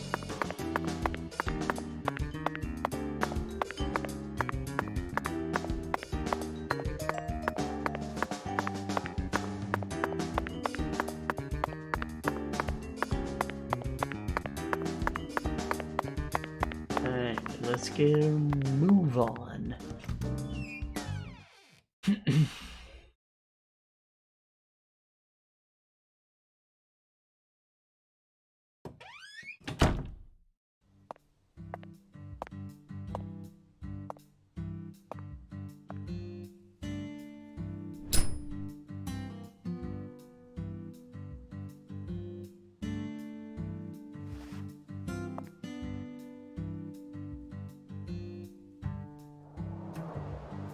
Compared to non-smokers, Pretty high detail smokers burn. have a 4.7 times greater chance of getting lung disease. I don't care. You know that means it's more likely than getting asbestos poisoning? The risk of death from lung cancer is actually much lower than what you think it is. In fact, it's tiny when compared to heart disease, strokes, and pneumonia. We're always surrounded by easy ways to die, you know. Some people even get randomly struck by lightning and die right there on the spot. Then I reckon you also know that secondhand smokers have 1.3 times greater the risk compared to smokers? Of course. So you won't mind paying the damages when I die of lung disease? How about writing that in a contract for me? You got a pen, right? Clever kid.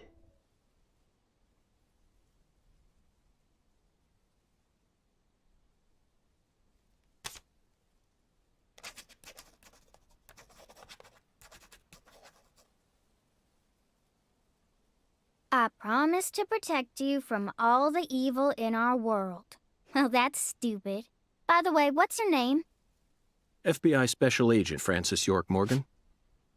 Please, just call me York. That's what everyone calls me. Is something wrong with you? Adults ain't supposed to act like that. I only asked for your name so I can write it on the contract. You should have been able to figure that out if you're a real FBI agent like you said. Come on, sign here. Right here on the paper. Isn't that the kind of card that the drugs came in? My evidence? Just as I thought, Zach. This contract paper, it's a Sang Rouge wrapper. Oh, Sang Rouge is here, too.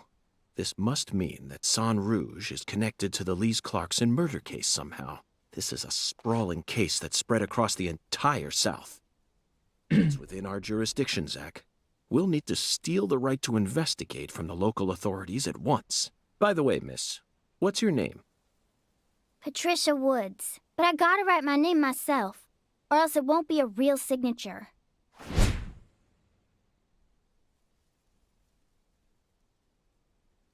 Tell me, Patricia, does this town have a sheriff? Or is it under the jurisdiction of the nearest city police? Perfect timing. Well, go on and steal it if you want it. I was just thinking about how this is way out of my daddy's league. Thank you for the information, Patricia. Okay, Zach, it's time to get to work. How should we seize control from the sheriff this time? Right, so the sheriff's last name is Woods. Like Woodman.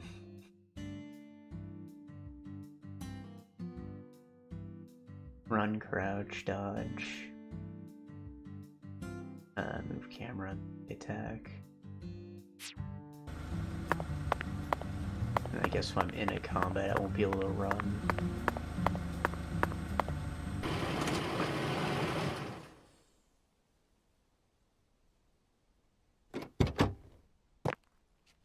Hey there. So, you're the fella from the FBI I've been hearing so much about. I'm Melvin. Woods. They call me the sheriff round here.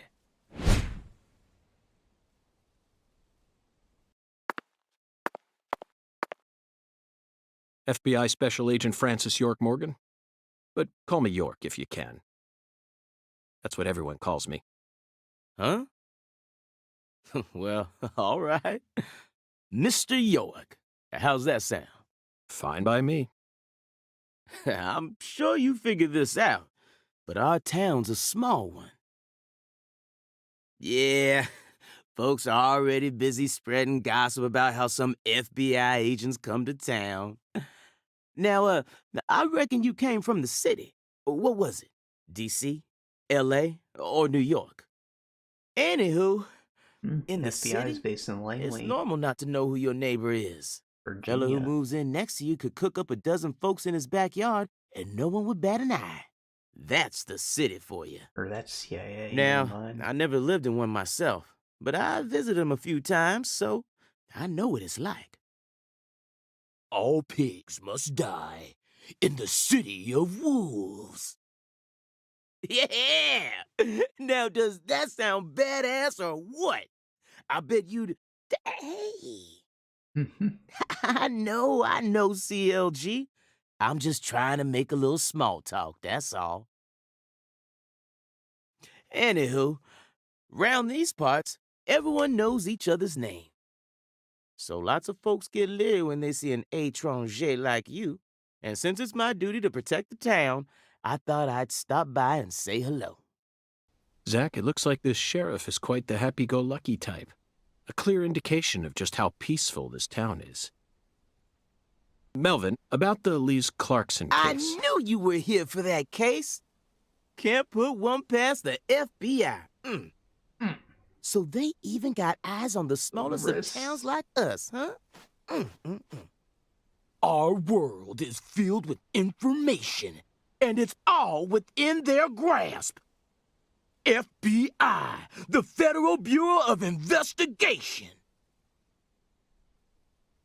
That's a movie man, too. The Lise Clarkson case is connected to a top-secret case that we've... I know. If you're fixing to take the lead, then go right ahead. I'm just the humble sheriff of a tiny little town. My jobs are to stop my neighbors from beating the piss out of each other and listen to old folks complain. Honestly, this whole murder case has been weighing me down. So I'm gonna give you my full cooperation, Mr. Special Agent, What a sir. great guy. Well, Zach, that was anticlimactic. I didn't even get to use my secret weapon. Melvin, there's a cold storage warehouse on the southern end of town, isn't there? I'd like to get permission to enter it. Say what? You want to see where the body's being kept, right? Oh, I get it now. Lisa's body, yeah. Now, that's what I call a special agent. You already figured that much out. But, I'm not too sure that, going down there at this point is really gonna help much, you know? Explain it yourself, Daddy. That's incredible. I don't believe this. Amazing. Did you hear that, Zach? They put the body in a cold storage warehouse. This is fantastic. Insanely fantastic. Really? Well, how about that? Well, all right then. I'll head on down to the warehouse ahead of you and make sure we get permission to search it. Sounds good. The management company only keeps the warehouse open during certain hours, so you'll have to come during those hours. I ain't looking to create any further disturbances. So be on time. Got it? Come on, let's roll, CLG. I'm gonna walk home, Daddy. I still got another stop to make. Oh, if you say so, sweetie. She's a real sharp one, as you can see, so I try to stay out of her way. Well, all right then, York. I'll see you at the warehouse.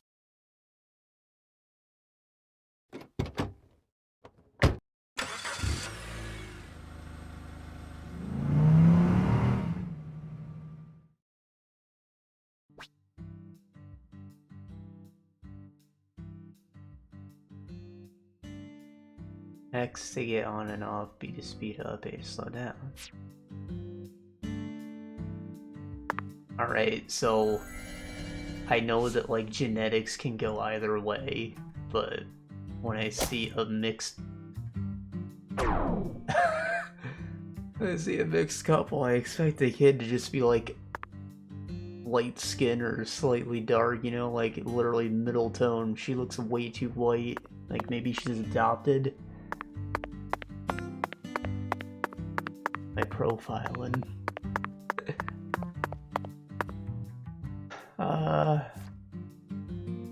Alright, so 8 to 17.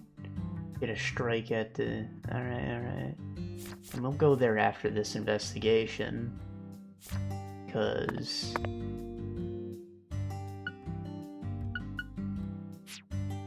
we aren't hungry yet. I don't think, at least. Like, how do I even see that? Map menu, give you the map set waypoints. Yep.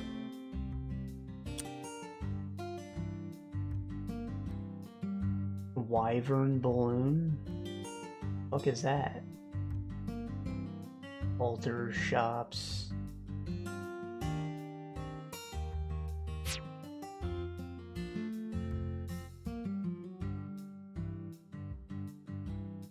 An altar here.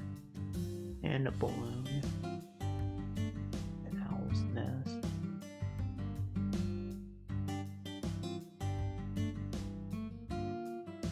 Those markers aren't pointing me towards missions, they're just like Skyrim compass that are obnoxiously always on display.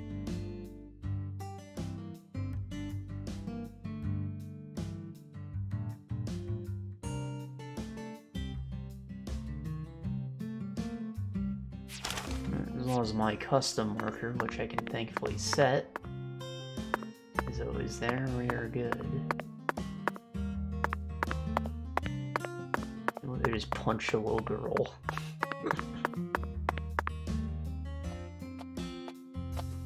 Hey, you! Whoa. You ain't secretly cutting kids up and sticking them into jars while you work as an FBI agent on the surface, are you? Or... using your FBI connections to sell kids to child trafficking organizations? I've arrested people who've done both, but I've never engaged in either of those activities myself. Of course, I have imagined doing such things in order to learn more about the psychology of the criminals I deal with. It was just a joke. Why are you getting all serious? And don't tell me what you imagine, or else I'll get scared of you for real. Hey, can I come with you? You signed a contract with me, remember? And besides, I'm kind of worried about my daddy. Do whatever you like. This is America, land of the free. But I have one condition. What condition? Don't ask me about Zach. It's a private matter. Zach, it feels like she's carrying something with her. Kind of reminds me of you back when we first met. I can't leave her alone like this. You feel the same way, don't you? Wait, so I got a buddy cop now? It's a little girl.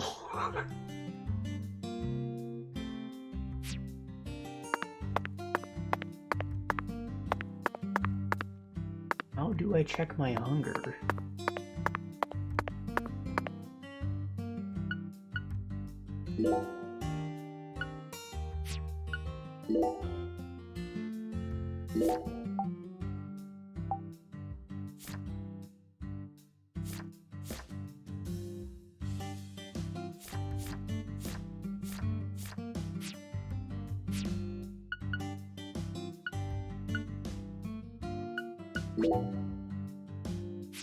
Oh, there it is. Maybe it'll show up when it's relevant. But right now they're full, which is why I don't want to go bowling just yet. Melvin called you a strange name. CLG, I think. What exactly does that mean? Clever little girl. That's what it stands for, at least. It's nice that he made up his own nickname for me and all, but it sounds kind of weird. I wish he'd call me something normal, like just Patricia or Patty, you know? Patty? Now that name's got a ring to it. I like it. How about Zach and I call you Patty from here on out? Do whatever you like. Weirdo. You're heading to the warehouse, right? You gonna go straight there? Well, I'm not sure yet. I'll have to talk to Zach. We're also on a mission to fell 10 maidens, you see. I'm eager to visit Alexis's diner in Lane, but we've only just arrived in this town, so it might be nice to stroll around a bit. What? I thought you came here to investigate. Patty, you're still just a child. Why do you worry so much? We're born to be free, and this is America, land of the free. You should always feel free to do whatever you want. Isn't that right, Zach? Maybe I shouldn't have come with you. I'm getting kind of nervous now. Balloons. Just like a fast travel unlock.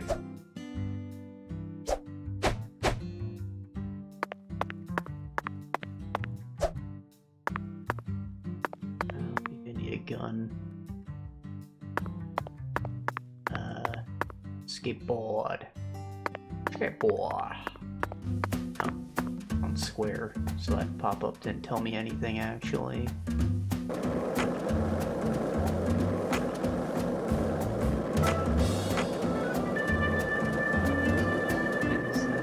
Is CLG not with me?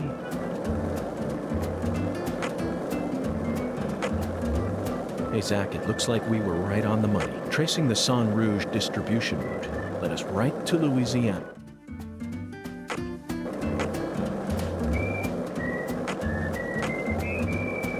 New tricks.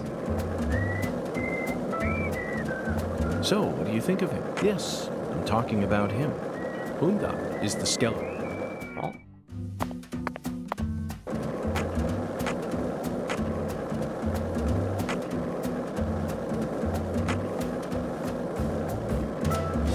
Did you notice it yet? The streets in New Orleans were a mess. All busted up and undergoing maintenance. The city was built on a swamp, so the ground is soft. All it takes is some heavy rain to cave it all in. There were also a lot of places where large trees were pushing up parts of the asphalt and the sidewalk. Those bumps were...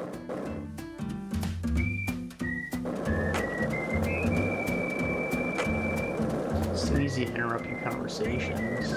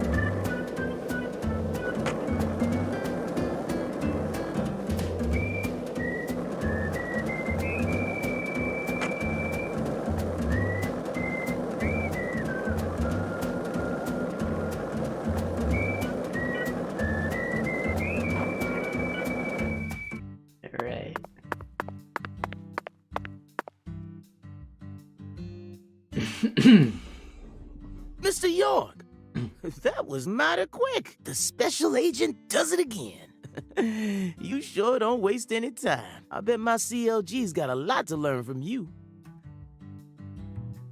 By the way, Mr. York, looks to me like you aren't packing anything. I was on vacation in New Orleans before I happened to stop by here. Well, shoot, that won't do. Here, I got something I think you'll like. I call him Mr. Alligator. Badass, ain't he? Safety gun? It's a tranquilizer gun for the gators. Ah. Only fire rubber bullets. And here's a radio. With this, you won't have to worry about any expensive roaming fees.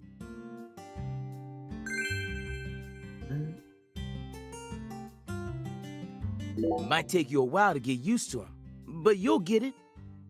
You mean like cell phone roaming? Try letting him rip a few times. Ain't no need to hold back out here.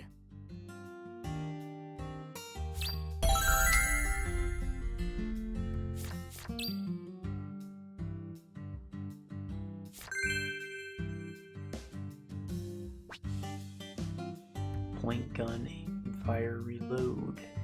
Yep.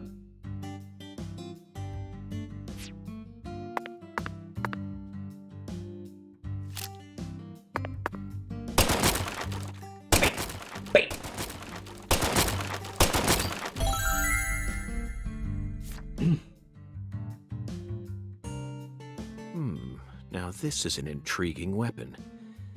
For a tranquilizer gun, it really packs a punch. But I'm afraid I'll decline. After all, this town is peaceful, isn't it? Well, sure it's peaceful. At least the humans are. But the animals are a different story. Remember what I named it? There are some real mean-ass gators out there in the swamps. And every now and then, they wander into town. One of them even went and ate a kid once. Damn. It happened a long time ago, but still, one chomp's all it takes. They swallow down every last bit of you. Poor kid's parents didn't even know what to put in his coffin. The worst part is, that taught the gators just how tasty we humans are. So now, those suckers just attack on sight. You went and told his buddies about it? Man-eating crocodiles will feast tonight. In Blood Swamp! You know he's fibbing, right? Gators don't attack folks. I never heard about no kid getting swallowed by a gator.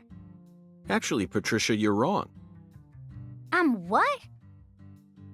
Alligators do attack people, and it could happen in any town. Huh? Alligator, 1980. Directed by Louis Teague. It takes place in the Midwest, I believe. A teenage girl's pet alligator gets flushed down the toilet. Then, in the sewer, it feeds on the corpses of dogs that were used as test subjects for an experimental growth formula. What? After growing over 30 feet, it finally starts to go after humans. It's an extremely edifying movie. Back when I first saw it, I had a pet hamster. Hey, Agent York. About flushing it down the toilet. What's your first order of business? You're in charge now, remember? Well said, Patricia. I nearly lost sight of my true goal. Melvin, I couldn't help but notice the name on the side of that truck. This facility is connected to the victim, isn't it?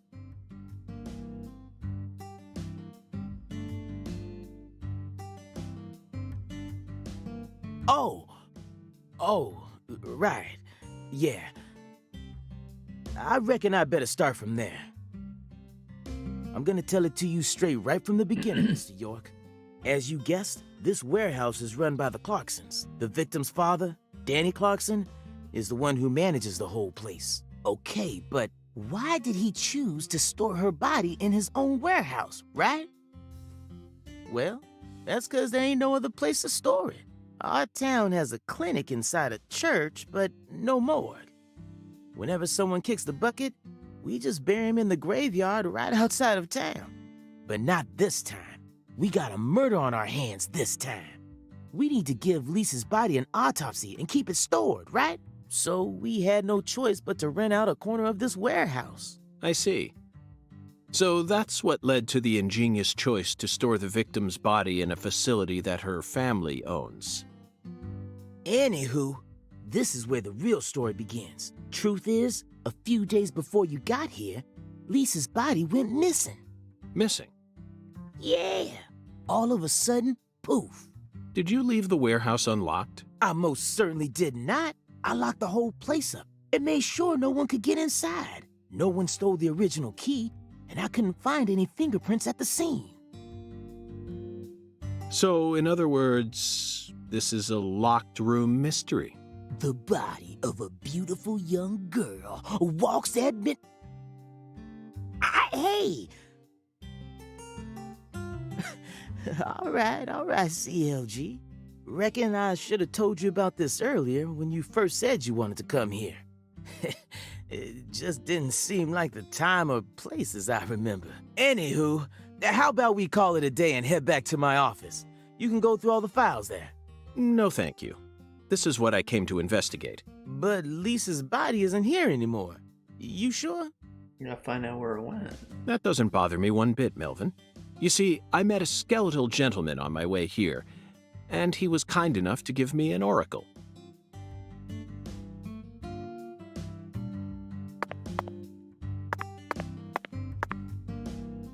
I want to talk to Patty. By the way, Stand Patty, still. what do you usually do when you're at home? Is this an interrogation? Oh, no. I just figured that since we're working together now, it'd be a good idea to learn a little more about you. Should an adult male like you really be asking a little girl this kind of question? Feel like I heard a story about this sort of thing on the news once. There's a time and a place for everything. You know exactly who I am. And I've also introduced myself to your father. Besides, you're the one who said you wanted to come with me. I was just kidding, jeez. You're an FBI special agent. Why would I ever need to worry? You shouldn't automatically trust someone just because they're an FBI special agent. One's profession and one's personality are completely separate things. For example, one special agent may fall spiritually in love with a genius criminal who enjoys the taste of human flesh. That's Hannibal. You pulled that straight out of a movie. Just because it's a film doesn't mean it isn't deeply rooted in reality. You can't judge people solely based on where they work or how they look. You need to think hard and decide things for yourself. Fine. Mr. Alligator. What? Oh, it's switching ammo types.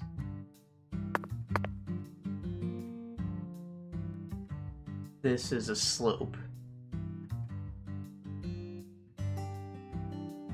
It's not stairs, there is no inverse kinematics. Remember when that fucking chef was floating? It's because he was on a ramp. They did the same thing in, like, a lot of older games, really. They just make the stairs, like, really tiny to compensate for the fact that you're not actually all in line. This ain't a flat surface.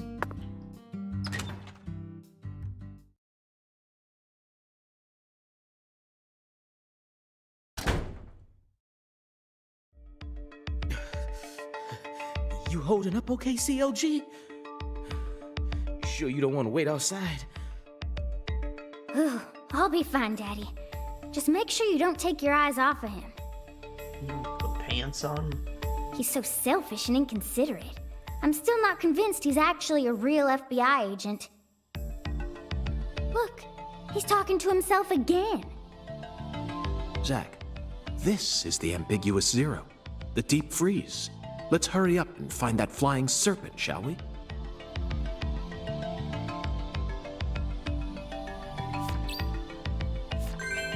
Flying serpent. Perhaps a grabby arm, like ceiling mounted?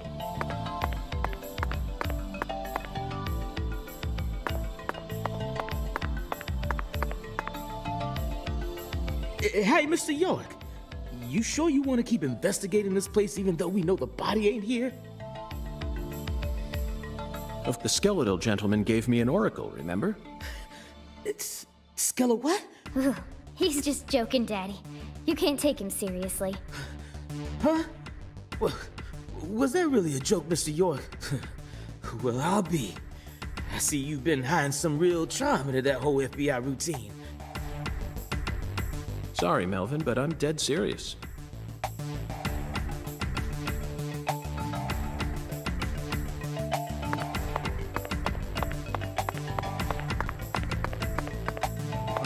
The shine. Visions. You can use vision in mindfulness. Yeah. To pick up though, was that concentration?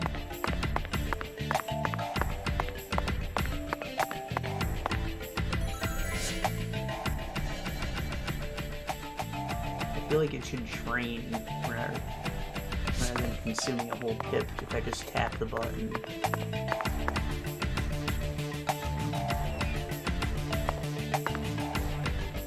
Oh, good God almighty. This place always gives me goosebumps, no matter how many times I come here. Yes, it's quite the fun house. Truly a dazzling place. Those gators? Meat entertainment. That's the only way to describe it.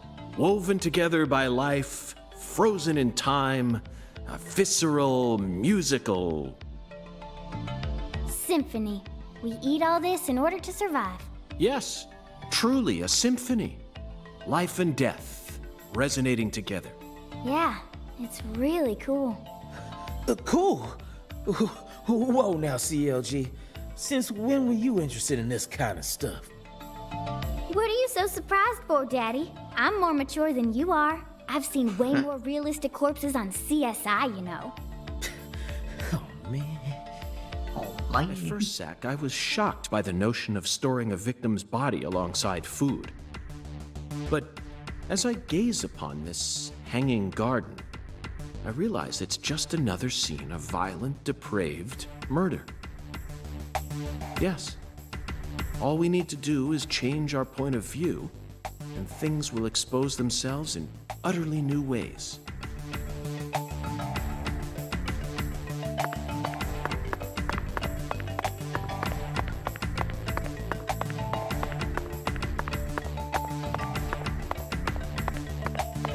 Skateboard and fridge.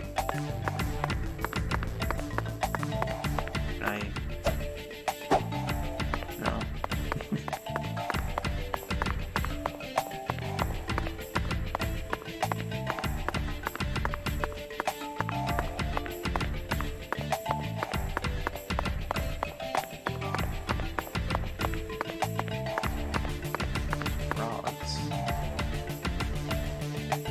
Talking to me about eating frog leg the other day.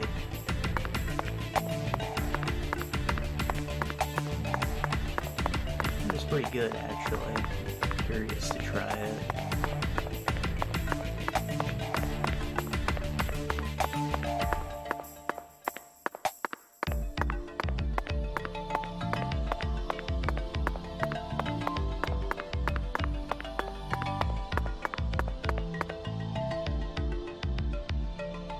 Melvin, I'd like to take this opportunity to ask you a personal question. In the hotel parking lot, when I first met you, the picture you had on your dashboard happened to catch my eye. Was that your wife? Oh, her? Yeah, that's my lady, all right. Candy. Her name's Candy. The prettiest girl in town, which makes me the happiest boy. A shooting star landed in a rural town, right on top of a man who now has a meteor-struck heart. You always keep her photo with you? You bet I do. The truth is, Candy's a little sick right now. She can't even leave the house no more. So I always keep her photograph with me. Kind of feels like we're always together, you know? I see. You care for your wife a great deal, but this means that... Yeah, that's right. My mama had me before she married Daddy. Ow. Not adopted, but a stepchild. But it don't matter. He's still my real daddy to me. Oh, thank you, CLG. And you're my pride and joy. Well, Zach, isn't this a heartwarming scene? But there's one thing I just can't get out of my mind. Don't you think that photograph looked a bit too old? Perhaps Candy is already... No, let's not think about that. It might be a private matter, just like you, Zach.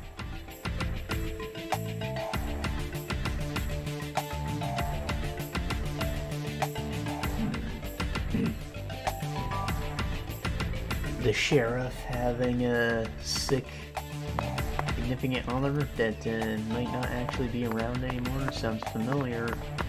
Maybe she's got a tree growing out of her belly.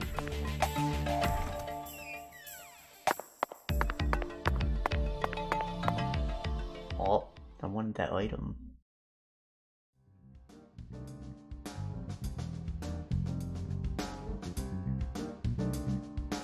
Here we are, Zach. The morgue.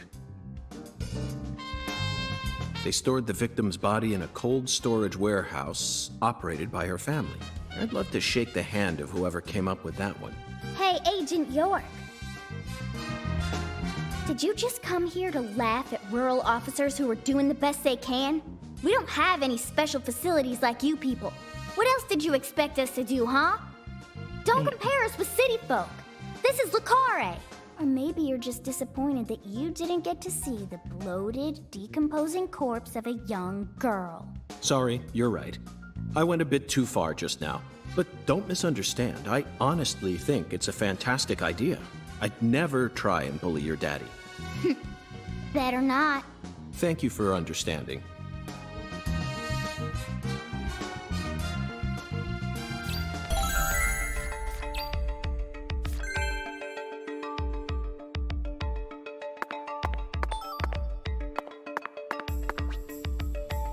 Sometimes you come across hidden passages and areas need to be entered through normal means. This area, try looking for the never respecting in other words, crouch and keep moving. Oh, and like crouch walk.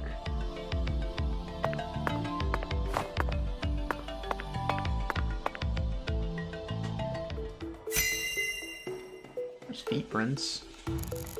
Bare feet.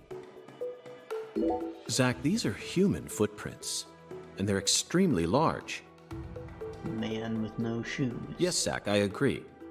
These footprints must belong to someone who's used to walking around in cold temperatures. These pallets are a mess.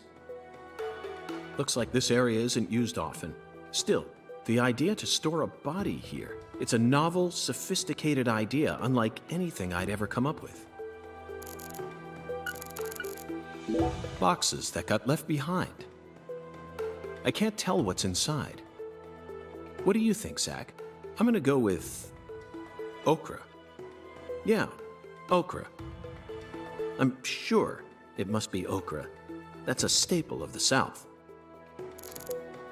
All right. An icicle. Never thought I'd see one of these down in the South. Dangerous. Zach, can you see that? Look closely. That's right. There are 4 imprints in the frost on the top of this. It's hard to believe, but I think these are fingerprints. Yes, Zach, that would lead one to believe that the body napper is a giant who's over 10 feet tall. Or they came from the ceiling. This frost is shaped like something we're very used to seeing. That's right, a body bag. Lisa's body must have been left here. But there are no signs that the bag was dragged away, so our criminal must possess monstrous strength. We got a Yeti.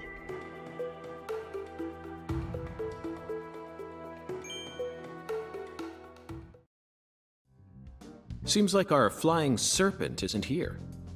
Is this everything, Melvin? There aren't any other rooms in this warehouse? No special rooms?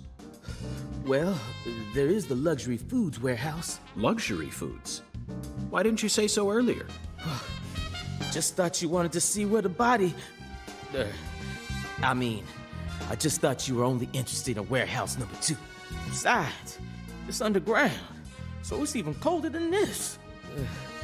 You sure you really want to go down there? You could darn well freeze to death. All life will come to an end in the icebound zone. You feel me? Let's head there at once. I'm sure that must be where we're meant to go. But what about searching for Lisa's body?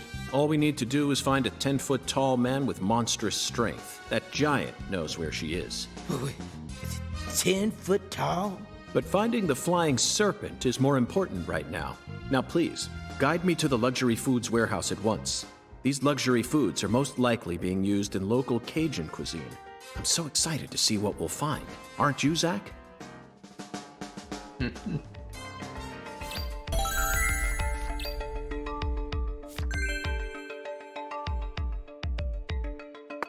Once again, it booted me out before I finished looking at all the things. I grabbed whatever was relevant, but...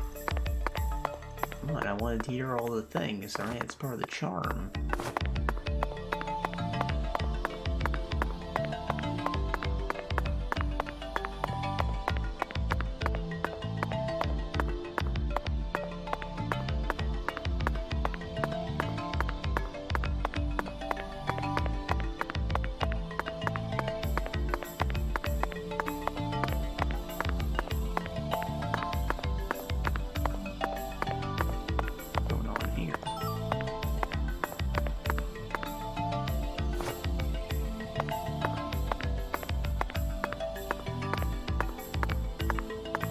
place.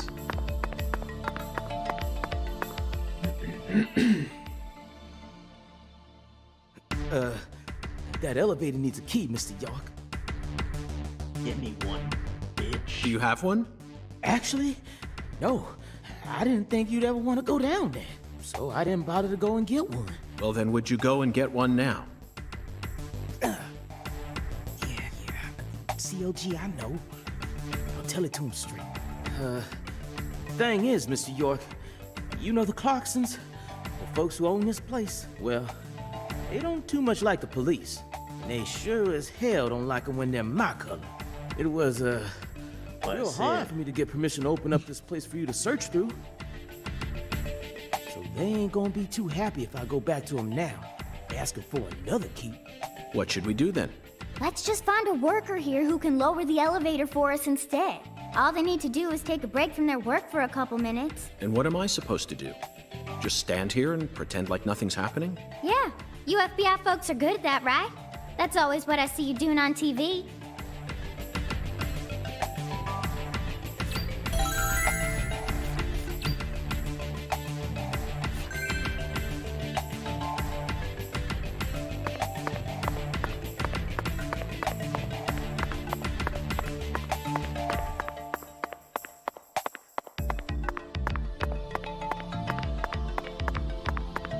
Zach, I think we can move this.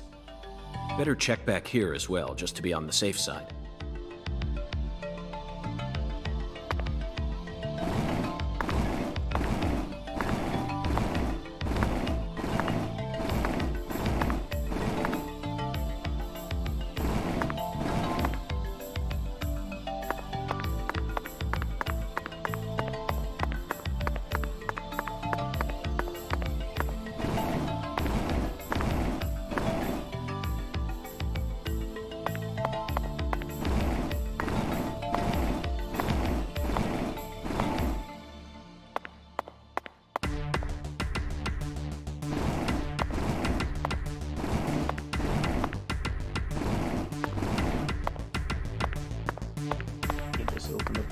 Elsewhere.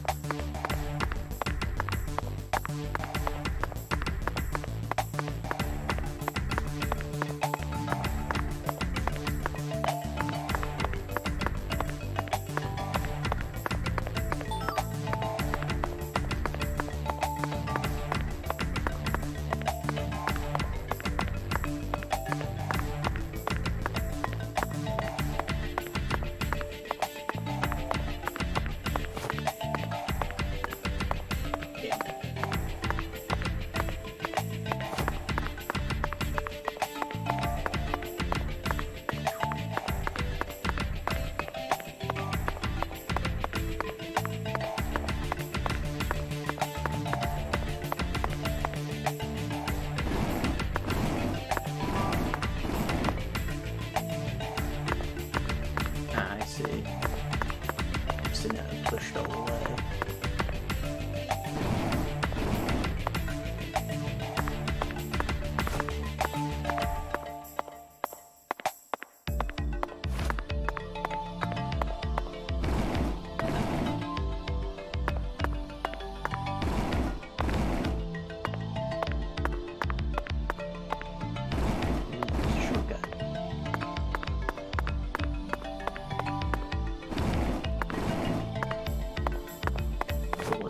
Here.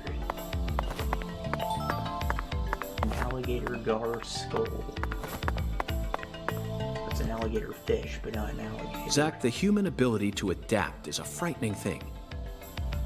Some humans have the power to sleep anywhere as long as they set their minds to it. You can steal his key. Now we should be able to operate the elevator. No need to worry. This facility no longer has a body to steal. What else do they have to lose? A few cans of crawfish? I feel bad for him, but it's for the sake of the investigation. I'll write him a letter of apology later.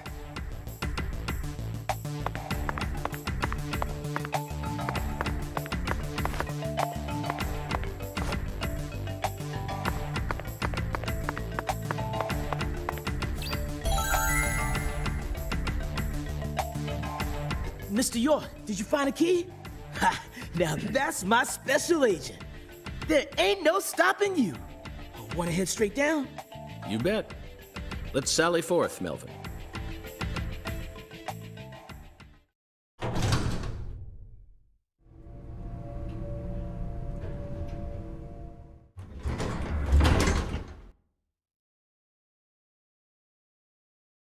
Zach, look at that thermometer. 0 degrees Fahrenheit, or minus 17.7 degrees Celsius. This is the ambiguous 0.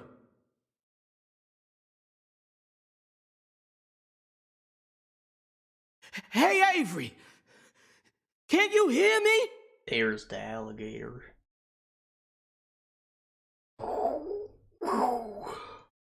Open the damn door, Avery!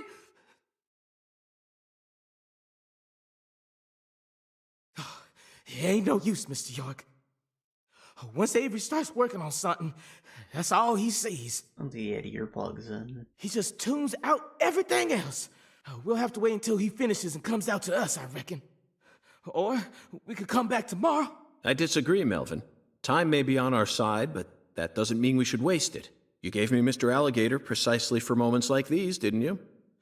Wait, Mr. York! Those tranquilizers may be non-lethal, but it's still dangerous to use them on humans. Of course, Melvin. I never said I was going to shoot him. Make some noise. You're gonna shoot some meat to get his attention. I'm right, ain't I?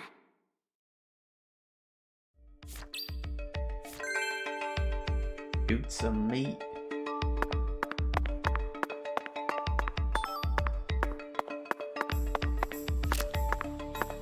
Ow.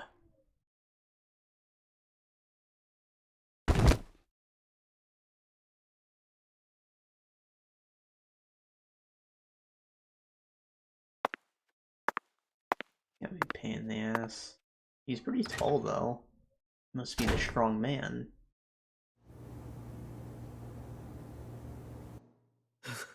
This is Mr. York, an agent from the FBI. Exactly why we need to come down here. Hi, Avery. I'm Special Agent Francis York Morgan. Please, call me York. York, you a smarty pants, huh?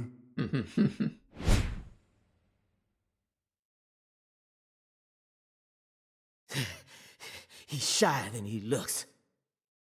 Come on, just settle down, Avery. Tell him what this here place is for. Lots of expensive food here. Still rolling around. Mighty precious to the Clarksons, so I gotta guard it. I see. Guard it. So you're this area's keeper? Oh, I help with the research too. I do like research. Research? What are you talking about, Avery? This doesn't look like a lab to me. Oh, ain't no lab. It's a warehouse. Ain't no lab. Smarty pant scientist does the research. I ain't no smarty pants, you know? He's a bit slow in the mind, That disc but he ain't a player's bad got guy. Oh. Your story about the giant who carried Lisa out.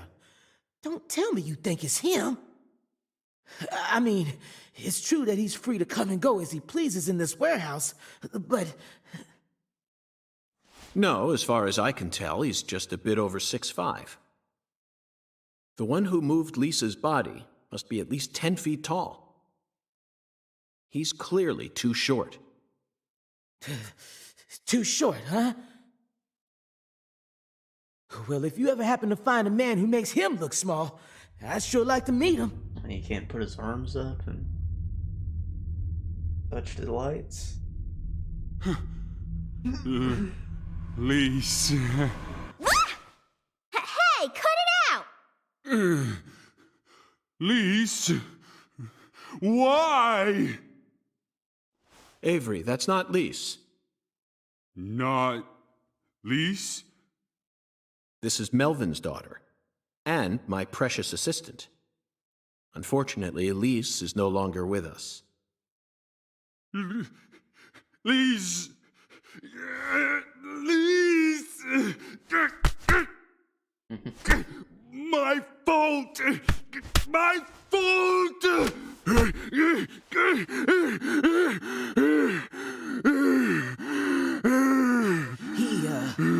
I guess he's sort of like Lise, you know?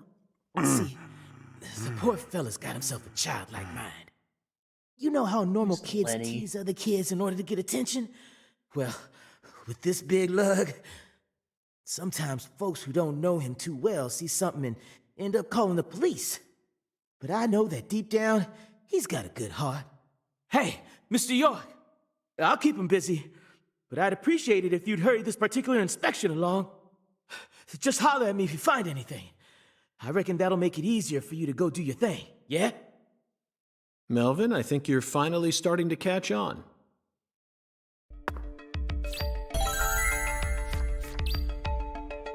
Flying serpent. Could be a hanging gator. Hung alligators. I suppose in a way they sort of look like flying serpents, but that's pushing it. Remember, we're in a dark basement here. They'll never reach the sky.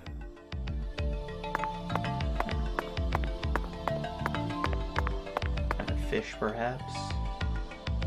Avery, this box looks special. Clarkson food. A dragonfly. For their home. Yeah. Melvin, is this the Clarkson's family crest? Oh, the dragonfly? Yeah, that's the Clarkson's mark, all right. Ain't no big deal, though. You can find those all over town. Is that so? Well, yeah. They pretty much run all of this town's major industries. Yeah. I do believe they own just about everything there is to own. So their word is law. They got the whole darn town tattooed with their dragonflies. Can't even walk a few steps without seeing one. Zach, this dragonfly is our flying serpent. The flying serpent owns this town. They're related to Lise Clarkson, our victim. And Hungan's oracle pointed us toward their family crest. The Clarksons must be deeply intertwined with this case. Melvin, Patricia, I think I've had enough of this frozen world. Let's head back out to that merciless sun.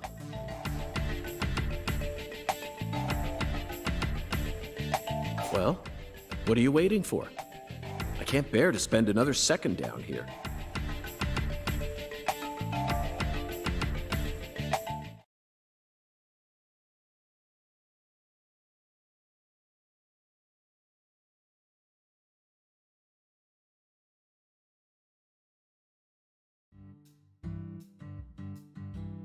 Whew. So, what do we do now, Mr. York? Zach and I will take things from here. Then what should I do? Tend to your sick wife? I don't know. You're free to do as you please. I'll stop by the sheriff's office when I need your help again. I suppose that's what I'll do then. It'll sure make Candy happy. But I am the sheriff of this town, so I do intend to get some work done. I know. How about I search for Lisa's body while you're busy? Not a bad idea. Just be careful that you don't get attacked by a barefooted giant. Hey, don't scare me like that. Why do you keep talking about that giant anyway? You really think some giant was responsible for all this? Melvin, don't be silly. Of course I do. Just when I thought you were starting to catch on. Disappointing, to say the least. But how can you be so sure? I want to see some proof. I suppose someone who ate the seeds could get roided up and turn into a giant. Proof number 1. The footprints that led up to where Lisa's body originally was were made with bare feet. None of the prints looked similar to those of common insulated boots, and the arches of the feet were visible. And the toes. The person who carried out Lisa's body must have had very large feet. I'd say they were at least 16 inches.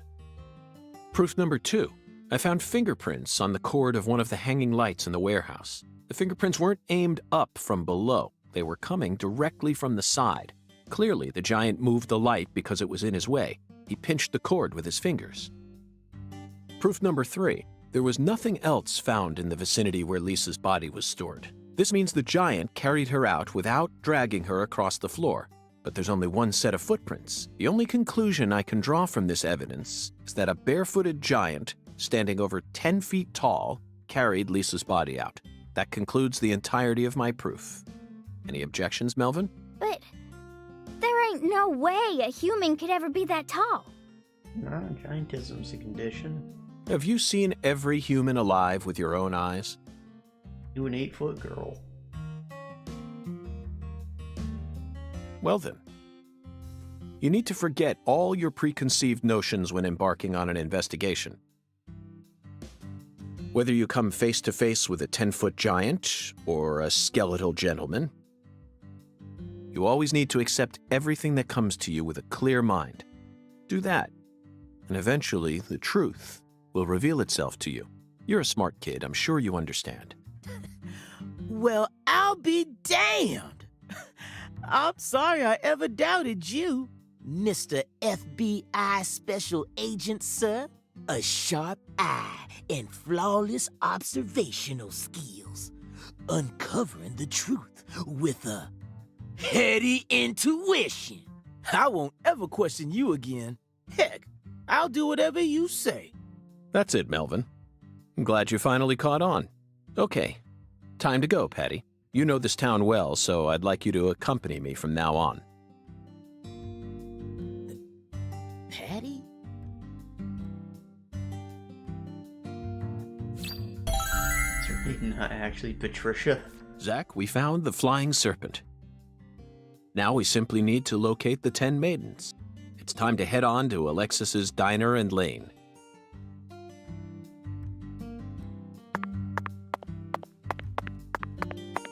And who's got this Pitmobile? Like, Simpsons Hit and Run? With Krusty drives? Eh.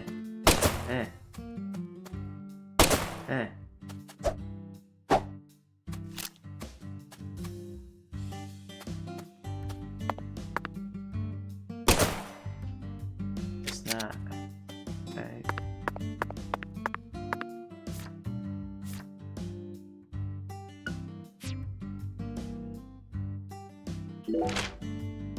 Alright, so the thing about tall people is, your body kind of isn't meant, like your organs aren't set up to support such a large body. So the 8-foot girl, she had like calcium deficiencies, and you kind of had to give her a wide berth because her bones are kind of brittle. And you know, when you're that tall, you're bumping into shit you don't see all the time too. So it's actually like a very shitty situation to be in.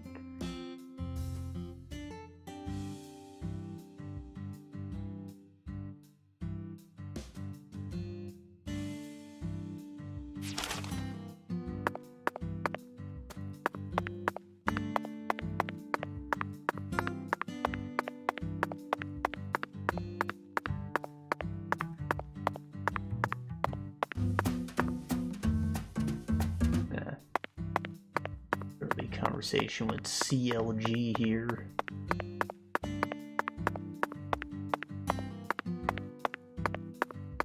One of these.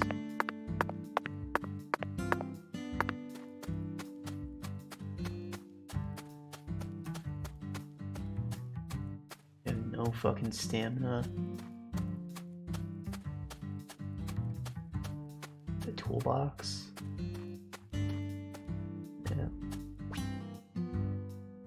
Start a fire inside a drum, keeping animals and red shadows away, effectively creating a safe zone. Camping outside may cause you to catch a cold or get chills, but not while you're in a safe zone. Remember, safety first. Oh. This is a safe camp spot.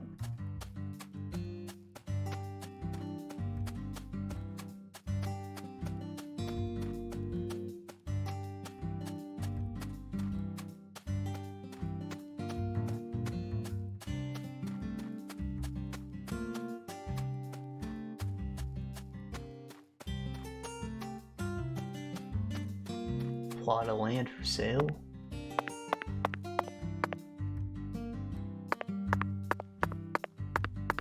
Guess Patty ain't got nothing to say. Skateboard.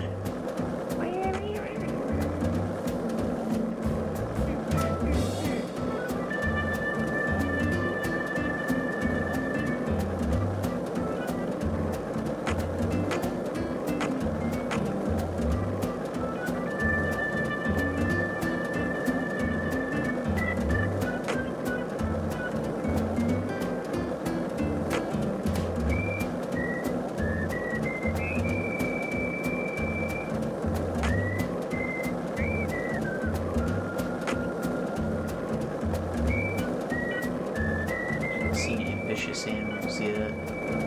Kind of want to kick one's ass though.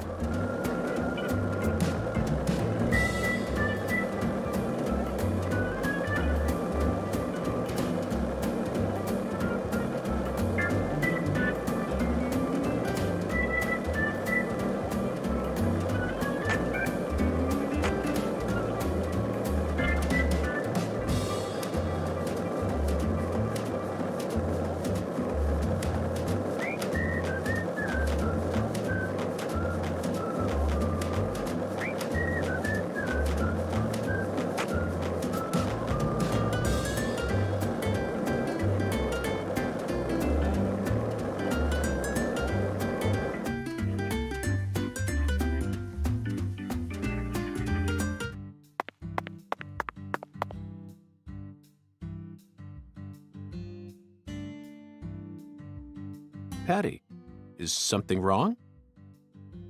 I got something to say. When I first met you in the hotel parking lot, you mentioned Saint Rouge, right? If you want to find it, maybe you should track down Professor R. Professor R? Yeah. Professor R owns the jazz bar on the other side of the bayou. How do you know that? Because. Because, huh? Interesting.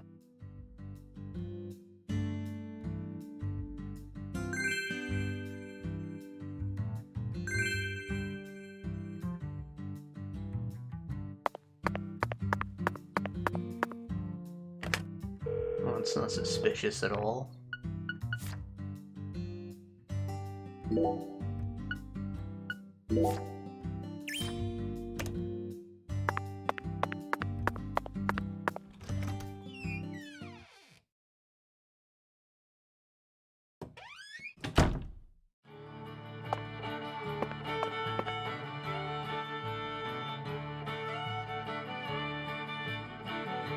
One lane, huh?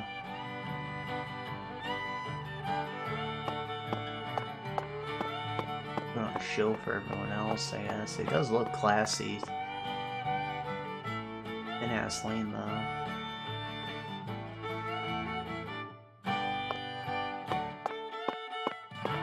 Small town, I guess. Special sale for sunburnt people. Yeah, getting sunburned, that gives you a pretty high spike in like your cancer risk.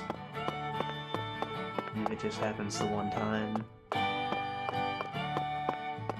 Could potentially be more than like being a regular smoker. Though smoking's got other problems for you, of course. Is this a gay cowboy or I'm here close?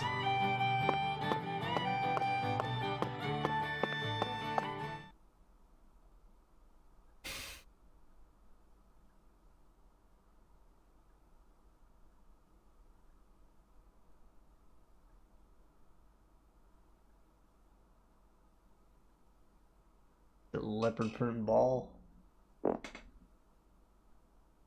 Get it, Gray?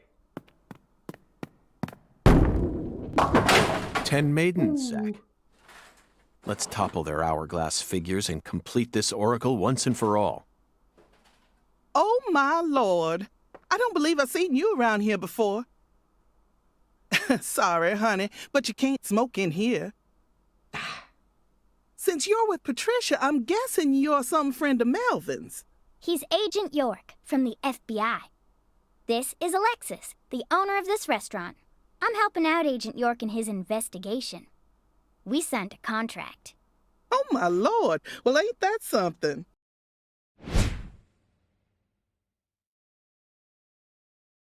I'm FBI Special Agent Francis York Morgan. Please, call me York.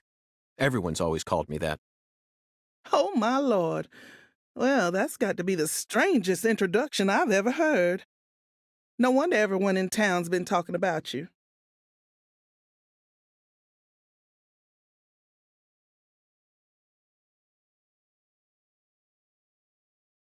I want a chocolate sundae, but no cherries. I want 2 wafers instead.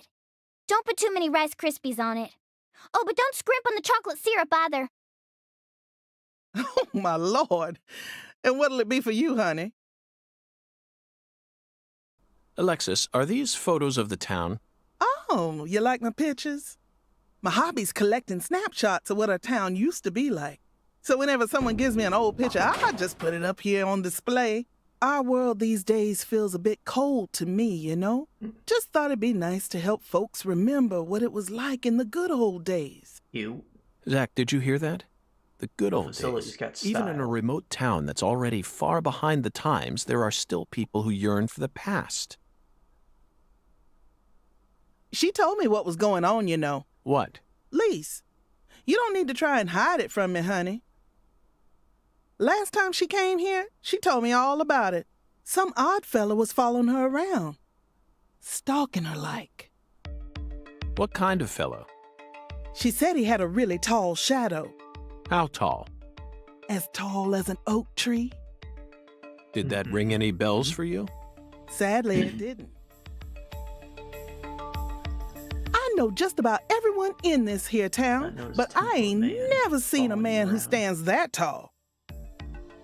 Maybe it really was an oak tree, and she just mistook it for someone. Also possible. Sometimes the silhouettes of them trees, with lots of Spanish moss hanging down, make me feel a little funny, too. I don't think so, Alexis. Lise said the shadow was following her, correct? That means she must have been stalked by a man as tall as an oak tree. If she had only mistaken an oak tree for a person, she wouldn't have described it that way. She might have said, It felt like a crowd of people was staring at me. Yes, exactly. She certainly wouldn't have talked about being followed by someone. Thank you, Patty. Zach, this data is all very intriguing, but it isn't the answer we're looking for. We came to knock down the 10 maidens, remember? Oh, yeah! Booyah! Oh, I got a turkey!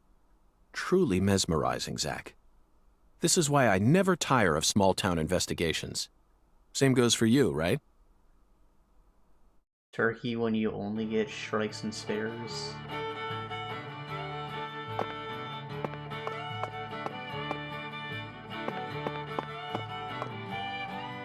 Agent York, if you're fixing to bowl, you're gonna be disappointed. Mrs. Carpenter never lets anyone else use the lane while she's here. Patty, that's exactly what I came to do. You see, Zach and I need to bowl down 10 maidens. Fine, go on and try if you wanna, but I'm gonna eat my sundae. Oh, that looks amazing. Hey! Are you nuts? What's the most addictive drug in the world? How should I know? It's sugar, Patty. Far more people die from obesity and diabetes than from cocaine and heroin. Alexis, would you give her some milk? Oh, my Lord. Coming right up, honey. He Sugar just might wants be dangerous, but it ain't against the law. You got no right to take that from me, even if you are some FBI agent. Actually, Patty, I do. We signed a contract, remember? I promised to protect you from all the evil in our world. Hey! Delicious. What an amazing chocolate sundae. Zach, I think we just uncovered an incredible treasure here. I feel like I could eat one of these every day while we're in this town. Oh, what?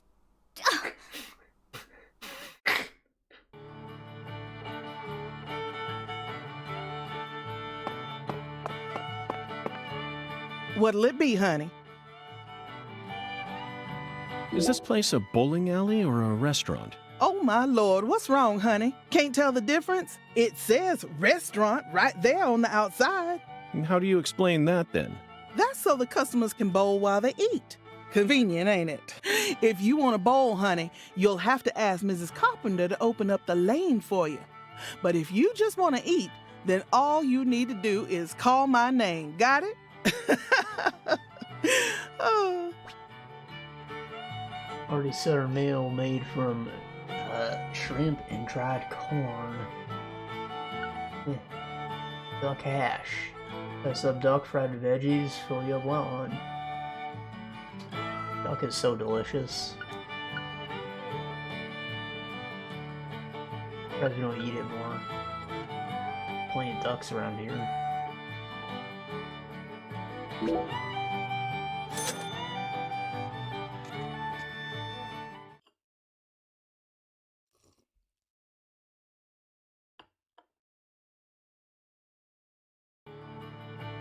So, what do you think of my Cajun food, honey?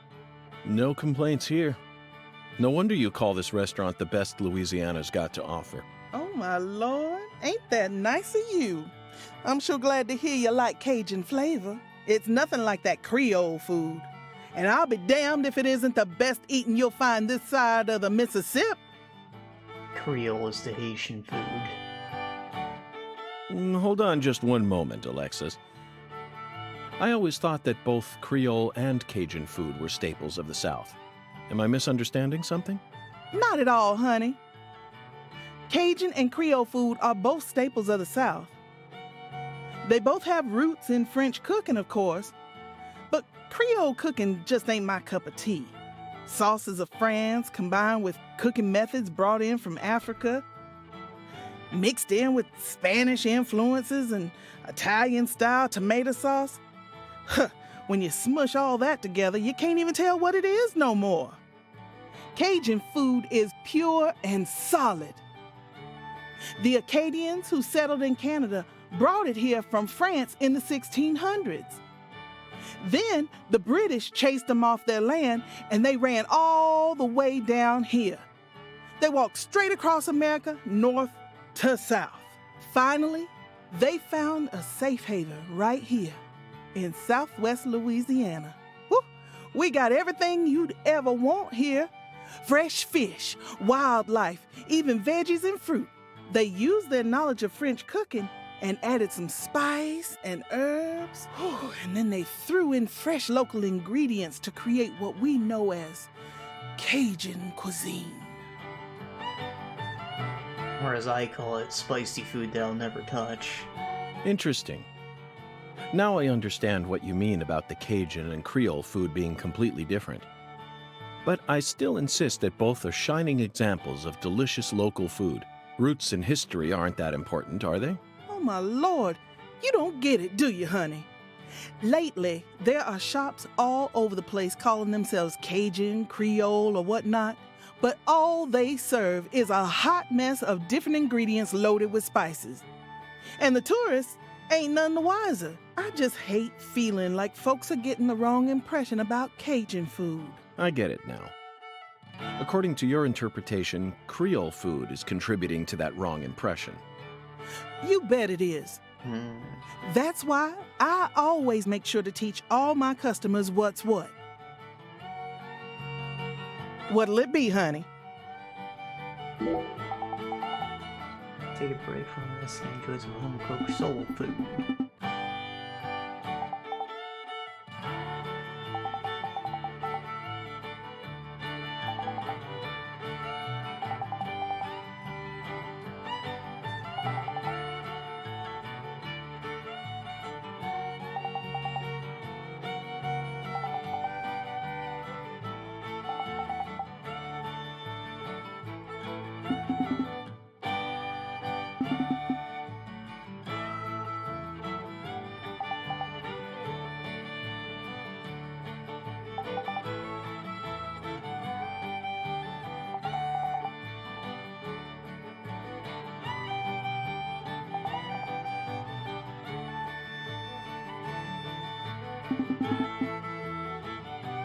Is that a stamina boosting dish?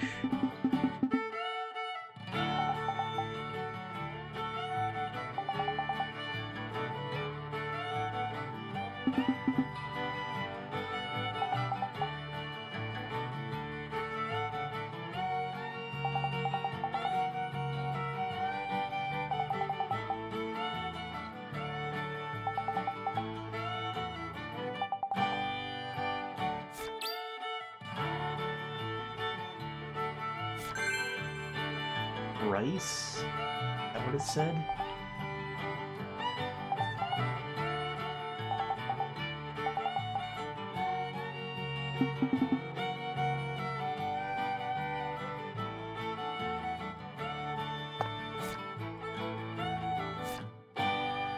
Rice at sugarcane plantation.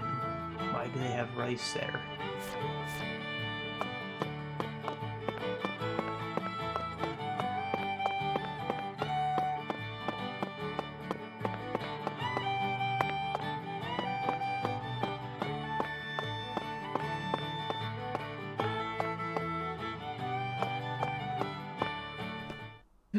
She got voodoo dolls? Excuse me, ma'am. Oh, howdy, stranger. My, you're a handsome one. You came out here from the city, didn't you? I can always spot you city folk from a mile away.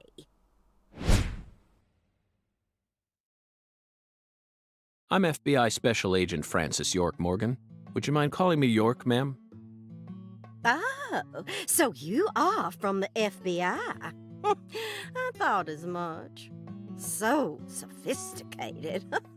Well, my horoscope in the paper today told me I'd be meeting someone new. And those horoscopes never miss. They're the real deal. Well, one even predicted when I'd bowl my first perfect game. Oh, no! Oh, could you stand a bit closer to me?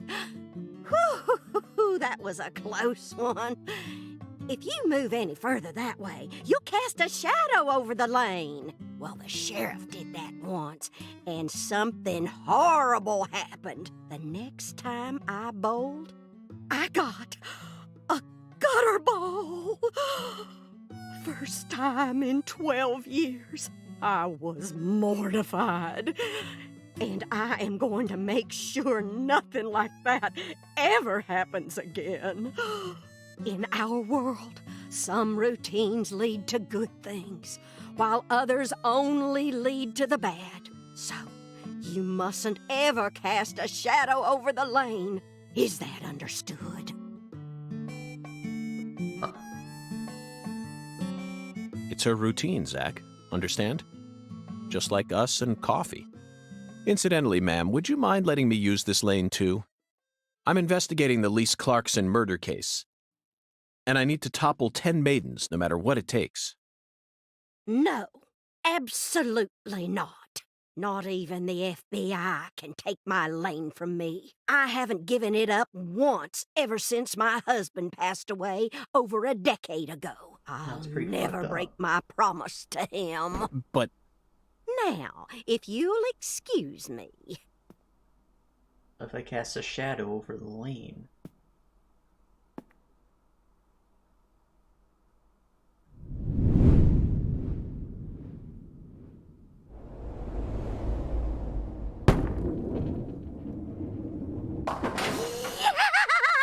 Ooh, you like that?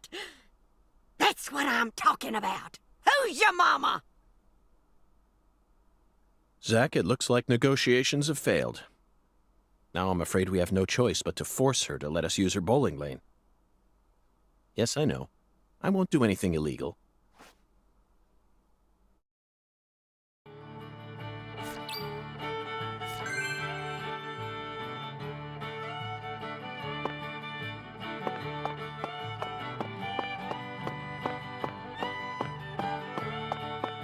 Ain't casting a shadow on her. Excuse me, Mrs. Carpenter? Stop! Not now! Can't you see I'm already in my bowling stance? What, are you blind?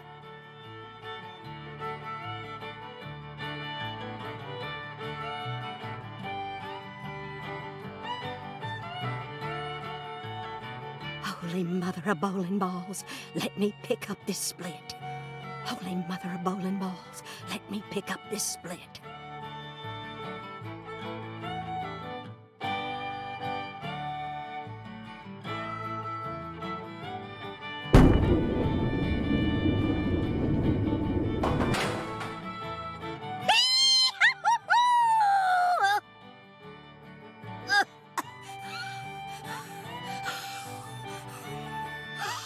That stance, always works on a split. Oh, yeah, never fails. Zach, our new friend, appears to be a very superstitious lady. We should try and utilize this trait of hers in order to gain access to the lane for a bit. That was an amazing shot, Mrs. Carpenter. In fact, it may have been the most amazing shot I've ever seen. Speaking of which, where did you happen to find all those neat little items? Got a prayer bowl, a couple voodoo dolls, some rocks. I guess you broke those or something to get good luck. The ones you used to help you bowl that split just now. Ooh, you got a keen eye there, Mr. Special Agent. Taking a liking to my collection, have you? Oh, yes. A great liking. I buy all my charms and power stones from Erzuli Frida. Erzuli Frida. Yes, it's a mystical establishment run by the Mirror. The Mirror? If you're interested, I can mark it on your map for you. Zach, this is it. Erzuli Frida. There must be a treasure trove of dubious trinkets on sale there. We may even be able to find something capable of changing her mind. It really feels like we're in the deep south now, doesn't it? Shop. At Jimmy Hopkins right there.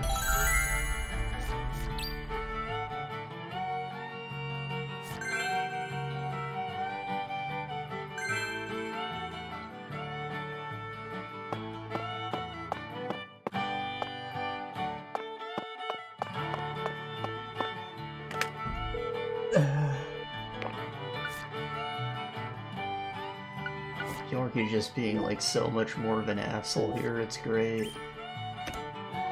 And you know, the game looks better, plays better. Still haven't gotten to combat, but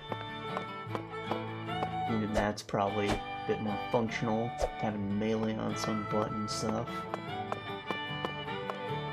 I'm liking this quite a bit. But it's time to stop for now. So yeah, we're having fun. And I look forward to playing more next week. I probably still won't have anything to talk about, like playing a lot of big stuff. I'm thinking the next big goal will be Final Fantasy 16, which I'm hoping to play some a bit later today. Or tomorrow, whatever. And it's probably the one that I'm the furthest in, and then that'll bring me up to start something shorter, I guess. But, yeah. Anyways, bye.